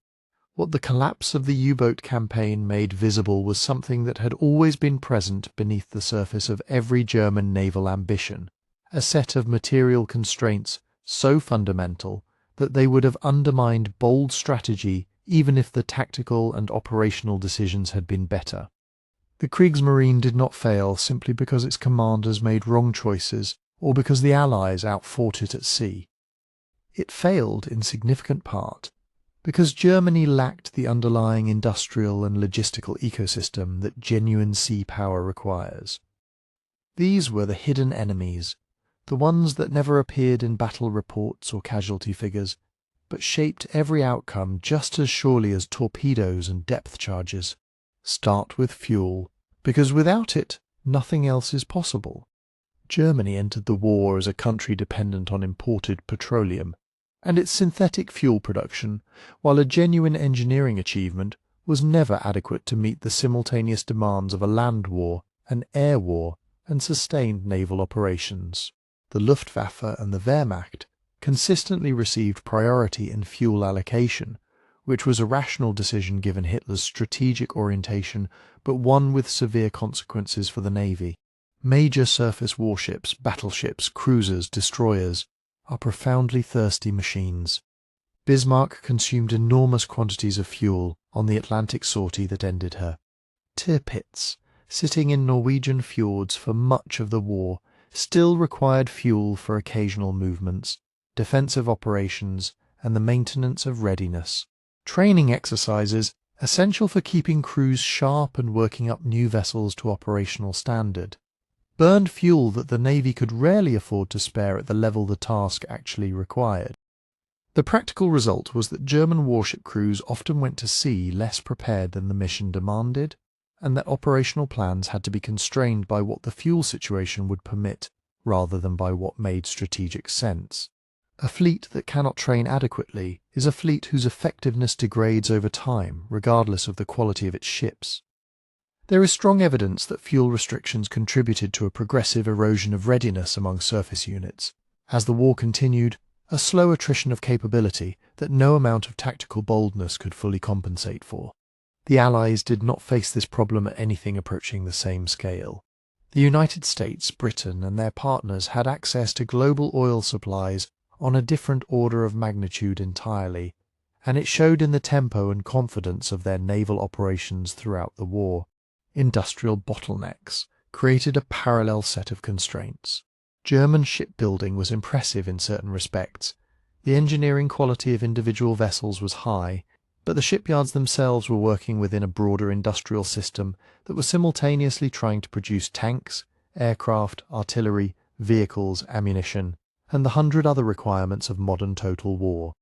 Capacity that might have expanded the fleet was perpetually in competition with other urgent priorities, and the Navy consistently lost that competition to the Army and Air Force because of where Hitler's strategic instincts lay. Repair capacity was particularly strained. When Scharnhorst and Gneisenau were damaged during operations, and they were damaged repeatedly, sometimes by mines, sometimes by torpedoes, sometimes by aerial attack, the time required to restore them to service was substantial, and while they sat in dry dock, they contributed nothing. Repair yards were overloaded, spare parts were difficult to source, and skilled labour was always being pulled in multiple directions. The Allied bombing campaign deepened these problems as the war progressed. German shipyards, industrial facilities, and the transportation networks that supplied them became increasingly vulnerable to aerial attack. The raids on Hamburg in 1943 disrupted shipbuilding on a meaningful scale, and subsequent bombing across German industrial centres extended that disruption. Submarine production was specifically targeted with considerable effect on the rate at which new U-boats could be completed and worked up. A naval program that required sustained industrial momentum was trying to maintain that momentum in an environment where the factories and yards were being systematically attacked. Resource scarcity added another layer of pressure, as strategic materials competed across military branches and the naval program received what was left after more politically favoured requirements had been satisfied. The logistics of sustaining distant operations exposed yet another dimension of German material inadequacy. Real sea power is not simply about ships. It depends on a global network of bases, supply points, repair facilities, and the diplomatic relationships that keep them accessible. Britain had spent centuries building precisely this kind of network, and it showed in the Royal Navy's ability to sustain operations in the Mediterranean, the Indian Ocean, the South Atlantic, and the Pacific simultaneously. Germany had nothing comparable. Its surface ships venturing into the Atlantic for commerce raiding operations depended on prearranged supply ships, a system that was fragile, difficult to scale, and increasingly compromised by Allied intelligence. When the Bismarck operation collapsed, and Allied forces systematically hunted down the supply vessels that had been positioned to support the sortie, the vulnerability of this improvised logistics system was made brutally apparent.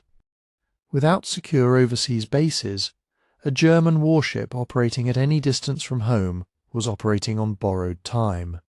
It could not rearm efficiently, could not repair battle damage, could not rely on reliable intelligence networks, and could not be reinforced.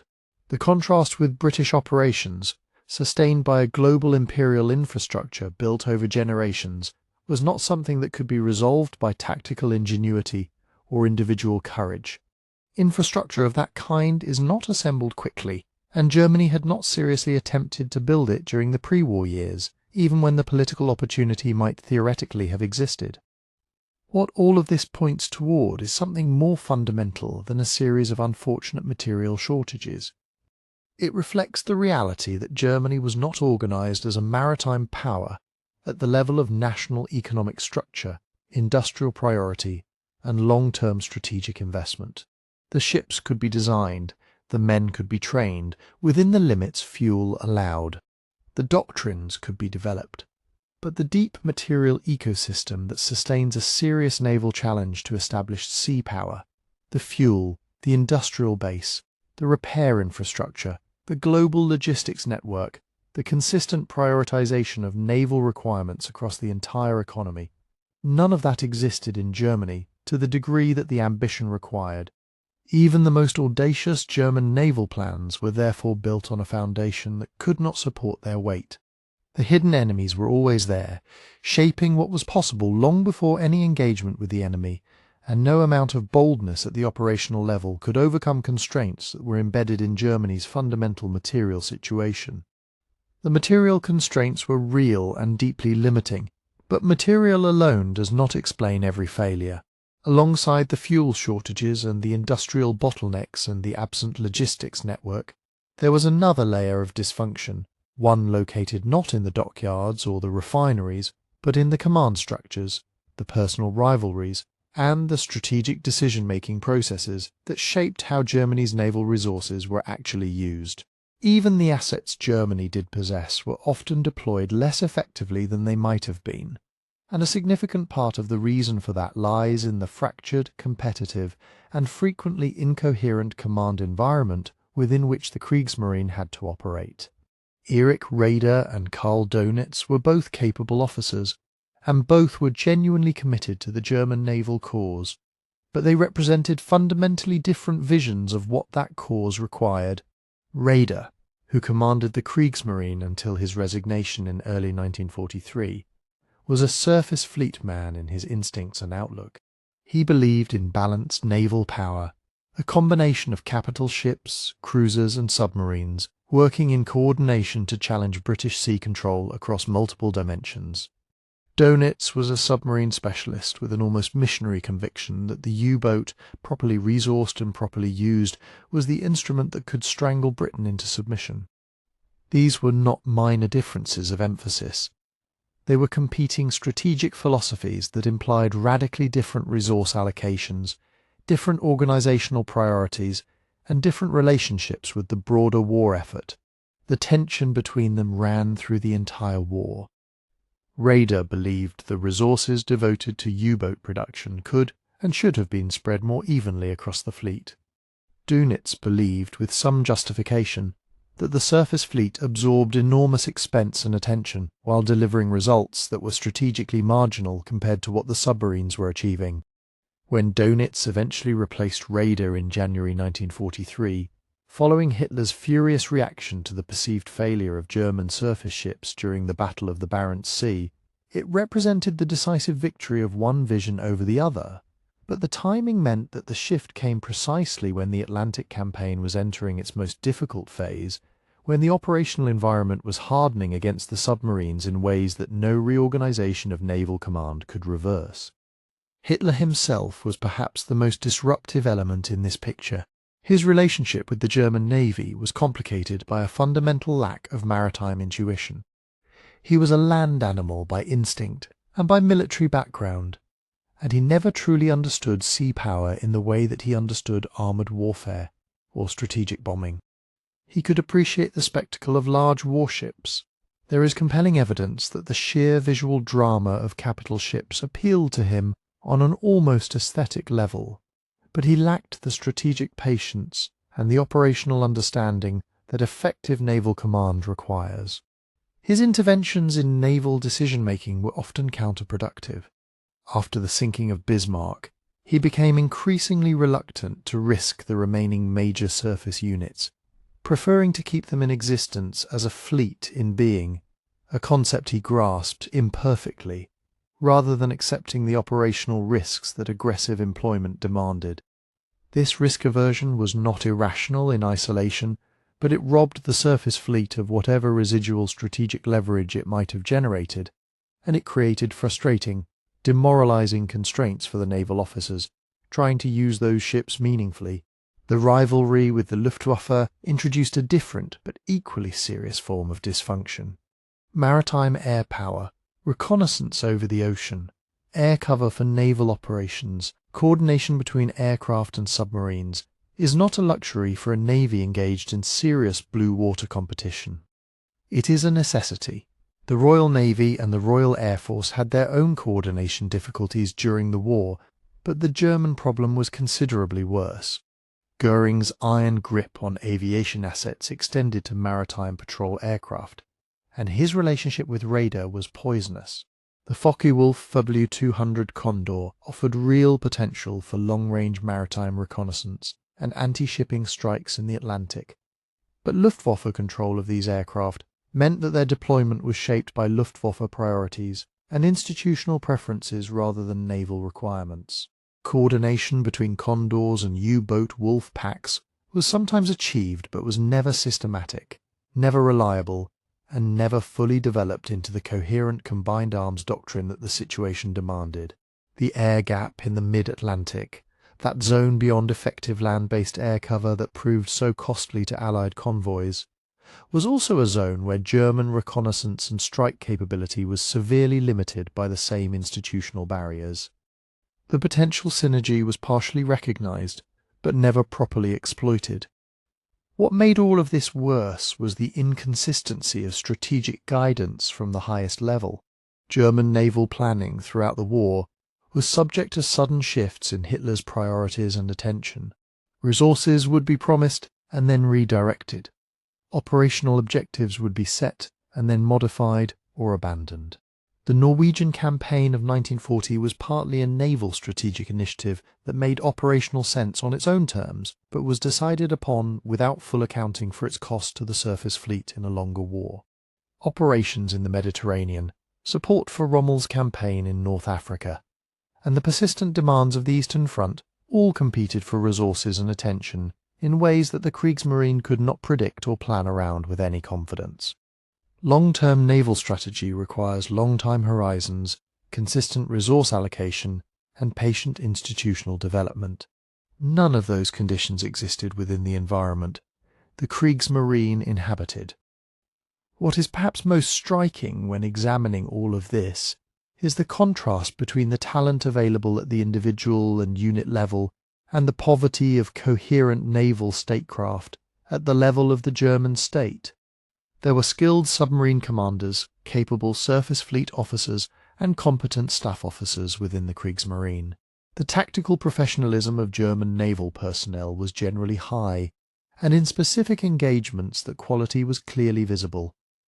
But talent in uniform cannot substitute for a coherent strategic framework, reliable inter-service cooperation, consistent political support, and the kind of mature naval thinking that translates resources into sustained strategic effect. Britain had built those institutional foundations over centuries.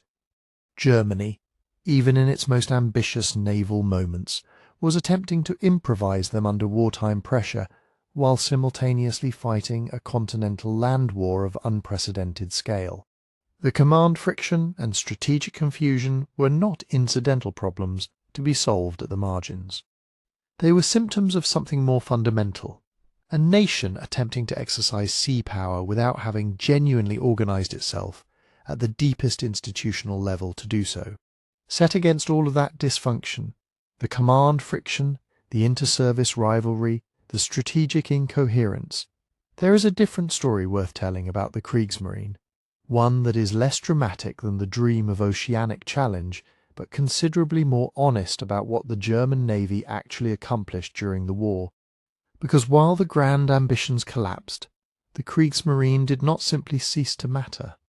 It adapted, contracted, and found itself performing a set of roles that were narrower, more defensive, and far more modest than anything Raeder or Dönitz had originally envisioned, but roles that were nonetheless real, sometimes critical, and genuinely revealing about the kind of Navy Germany actually possessed once the illusions were stripped away.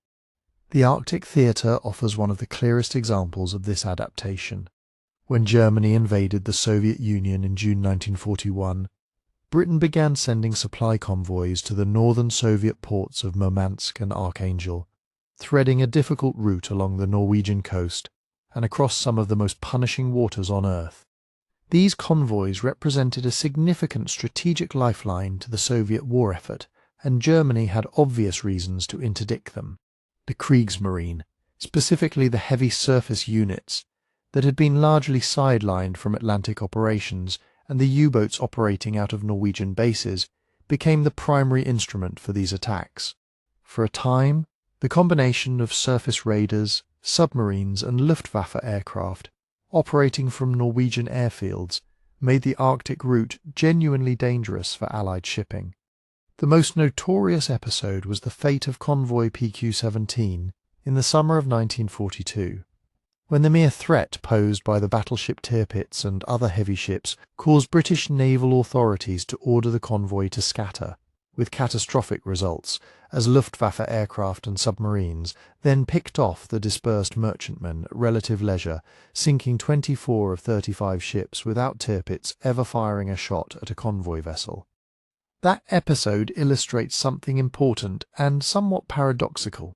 The German surface fleet, so limited in its ability to contest British sea control in any sustained operational sense, could still generate strategic effect through threat alone, but only within a very constrained operational context close to its own bases, with air support available and with British forces operating under the particular vulnerabilities of the Arctic route.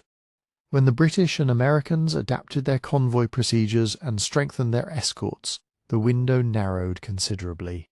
The Battle of the Barents Sea in December 1942. The very engagement that so enraged Hitler and precipitated Raeder's departure demonstrated that even under favourable conditions, German surface forces could be checked by a determined escort defence. The Arctic operations were not without effect, but they were operations at the margins of sea power rather than at its centre, and they depended on circumstances that could not be reliably sustained or replicated elsewhere. In the Baltic, the picture is different again, and in some respects more interesting. The Baltic had been a German naval lake for most of the war's early years, and within that protected environment, the Kriegsmarine performed a set of functions that had little to do with oceanic supremacy and everything to do with the practical logistics of a continental war. Training programs for U-boat crews relied heavily on the Baltic's relatively sheltered waters. Coastal supply routes along the Baltic shoreline supported German army operations in ways that were unglamorous but genuinely important. When the land war turned decisively against Germany after 1943, the Baltic gradually transformed from a training ground and logistics corridor into something more desperate, an evacuation theatre of enormous human significance. The operations conducted in the Baltic during the final stages of the war represent perhaps the Kriegsmarine's most substantial practical achievement, and they are frequently overlooked in accounts that focus on the failures of oceanic strategy. As Soviet forces pressed westward across the Baltic states and East Prussia in the winter and spring of 1944 to 1945, millions of German civilians and wounded soldiers faced encirclement. The Kriegsmarine, operating under the most difficult conditions imaginable, under Soviet air attack, in icy waters, with ships already worn by years of war, organised and executed one of the largest seaborne evacuations in history. Operations like Hannibal, launched in January 1945, moved hundreds of thousands of people across the Baltic toward the west. The human cost was not always avoidable. The sinking of the Wilhelm Gustloff and other vessels carrying evacuees produced some of the worst maritime disasters on record. But the scale of what the Navy managed to accomplish in these final months, moving somewhere between 1 and 2 million people by various estimates, was genuinely extraordinary, given the circumstances. What these Arctic and Baltic experiences reveal, taken together, is a navy that had been forced by the realities of the war into an increasingly reactive, defensive, and geographically constrained posture. The Kriegsmarine was no longer, if it had ever genuinely been, a force contesting for command of the sea in any meaningful strategic sense. It was instead performing containment operations, logistical support functions, and ultimately survival missions. The contrast with the ambitions of Plan Z, with the visions of oceanic raiding fleets and balanced battle groups, challenging British supremacy across the Atlantic, could hardly be more stark. There is something clarifying about this contrast. The secondary and tertiary roles the Kriegsmarine ended up performing were shaped not by a deliberate strategic choice to develop a coastal or regional navy that would have implied a coherence that was never really present, but by the progressive foreclosure of more ambitious options. Each failure in the larger strategic contest, each resource diverted to the army or the Luftwaffe, each surface unit lost or immobilized pushed the navy further from the centre of the war and deeper into these supporting functions. By the final years, the Kriegsmarine's operational focus had shifted so dramatically from its pre-war conception that the two were barely recognizable as expressions of the same institution. And yet within those diminished horizons, the Navy found tasks that mattered to the soldiers supplied along Baltic coastlines, to the civilians lifted out of encircled ports, even to the strategic planners who understood that threatening Allied Arctic convoys was better than not threatening them at all. These were not the roles of a navy that had contested seriously for maritime supremacy. They were the roles of a navy that had survived its own strategic failures long enough to become, in the end, something its architects had never intended it to be. A service defined by limitation, adaptation, and a kind of institutional resilience that expressed itself not in fleet engagements, but in the quieter, grimmer business of keeping people alive. So after everything, the strategic failures, the resource constraints, the geographic disadvantages, the inter-service dysfunction, a reasonable question demands an answer.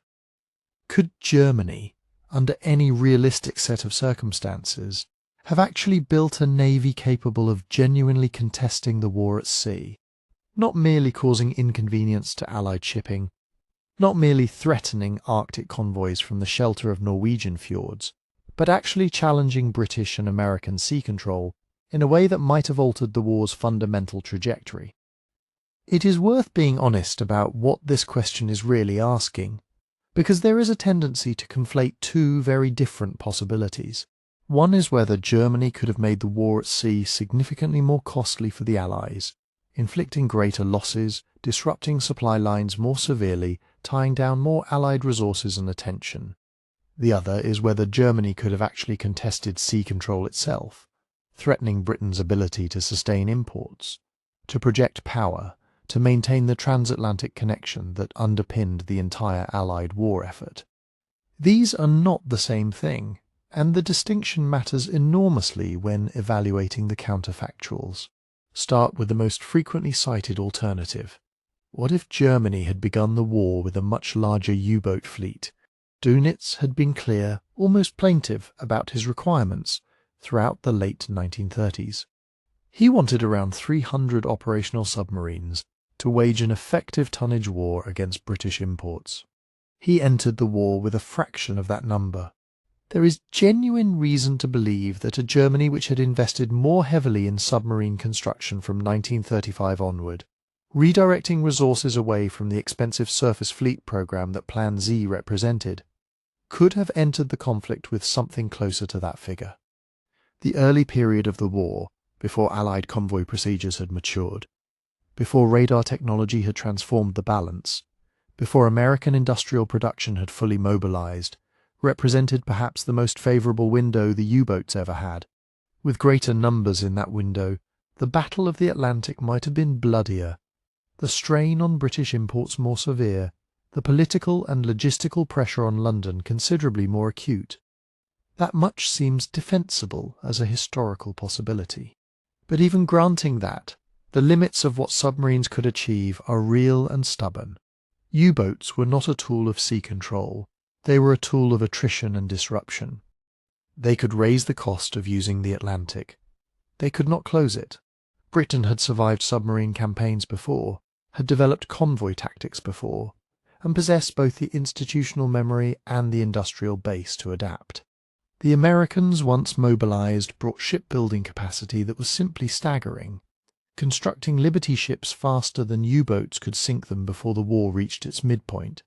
Even a more robust early U-boat campaign would have faced the fundamental problem that Allied productive capacity, once fully engaged, was capable of absorbing losses at a rate that no German submarine force could match indefinitely. What about delaying the war itself? If Germany had somehow avoided conflict until 1944 or 1945, by which point Plan Z's construction schedule might have delivered more of its promised capital ships, would that surface fleet have constituted a more credible challenge? The analytical problem here is that Britain was also building during those years, and critically, it would not have been building in isolation. American naval capacity was expanding dramatically through the late 1930s and into the 1940s regardless of European developments. A Germany that waited until its own fleet was stronger would have been waiting while its potential adversaries grew even stronger still. The underlying industrial disparity was not static. it was moving steadily in the wrong direction for Germany, and a delayed war might simply have meant a more complete defeat rather than a more competitive one. Different leadership choices offer another angle of inquiry. What if Raeder had abandoned the surface fleet ambitions earlier and pushed harder for submarine production? What if Hitler had genuinely understood naval power and provided consistent strategic direction? What if there had been real cooperation between the Kriegsmarine and the Luftwaffe, with maritime patrol aircraft integrated properly into the Atlantic campaign from the beginning? Each of these changes would likely have produced a more dangerous German naval strategy, not necessarily decisive, but more coherent and more costly for the Allies to manage. The absence of long-range maritime reconnaissance aircraft was a genuine and correctable failure. The inter-service dysfunction that left U-boats without reliable air cover was a product of organizational dysfunction rather than geographic or industrial necessity. A more strategically coherent Germany might have extracted considerably more from its submarine arm than the actual historical record shows. And then there is the geography, which no leadership decision could dissolve. Britain sat across Germany's Atlantic exits like a geographical lock. The North Sea was a trap, the English Channel a gauntlet, and the only route to the open ocean ran past British naval bases and through waters where the Royal Navy held structural advantages that no amount of German shipbuilding could easily overcome. France's fall in 1940 temporarily relieved some of this pressure by opening the Biscay ports, but even that advantage proved finite as Allied air power and anti-submarine capabilities expanded. Geography was not the only constraint, but it was one that compounded every other difficulty and rewarded British defensive strategy in ways that were deeply unfavourable to any German naval ambition. The honest conclusion, sitting with all of this, is somewhere between the naive optimism of pure counterfactual enthusiasm and the deterministic certainty that Germany never had any meaningful options. A different Germany, one that had prioritised submarines earlier, built maritime air cooperation into its planning, avoided the expensive vanity of Plan Z's surface ambitions, and perhaps delayed its continental war long enough to develop a more coherent naval instrument, could plausibly have made the war at sea significantly more dangerous and costly for the Allies. The Battle of the Atlantic might have lasted longer, required more Allied resources, and inflicted deeper economic pain on Britain in the war's critical early years. But genuinely contesting sea control, threatening Britain's fundamental ability to sustain itself and project power, was a different order of challenge entirely, one that ran into the hard walls of geography, economics, and Anglo-American industrial capacity that no realistic German naval program was going to overcome. The Atlantic was not a body of water Germany was structurally positioned to dominate, and the combined productive weight of Britain and the United States, once fully engaged, represented a force that outpaced anything German shipyards and German strategy could have assembled in the time available. Some alternatives could have made the struggle harder and longer. None of them, examined honestly, suggests a path to genuine German naval supremacy. The room for better German performance was real. The room for decisive German naval victory was always vanishingly small. Pull back from the counterfactuals now, and the picture that emerges is both clearer and more complete than the legend of German naval power typically allows. The Kriegsmarine failed to become a true challenger at sea, not because of one catastrophic decision, or one flawed commander, or one missed opportunity. It failed because the foundations were never there. Late rearmament meant that Germany spent the 1930s racing to close a gap that Britain and its potential allies were simultaneously widening. Misaligned strategy meant that surface fleet ambitions consumed resources that submarines could have used more effectively, while U-boats themselves were launched into battle without the numbers or the air support that Dönitz had consistently argued they needed. Geography placed Germany in perhaps the least favourable position on the European continent for projecting maritime power into the Atlantic.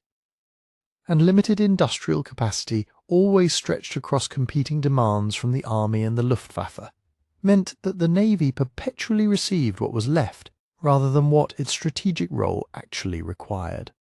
What Germany did possess was the ability to cause genuine danger in isolated moments. The U-boat campaigns of 1940 and 1941 produced real crisis in Allied shipping. The Bismarck's sortie into the Atlantic briefly forced the Royal Navy into urgent, exhausting pursuit across thousands of miles of ocean. The raiders and armed merchant cruisers disrupted trade routes from the South Atlantic to the Indian Ocean. Norway demonstrated that amphibious operations could succeed even against naval opposition when surprise and speed were applied ruthlessly. These were not trivial achievements.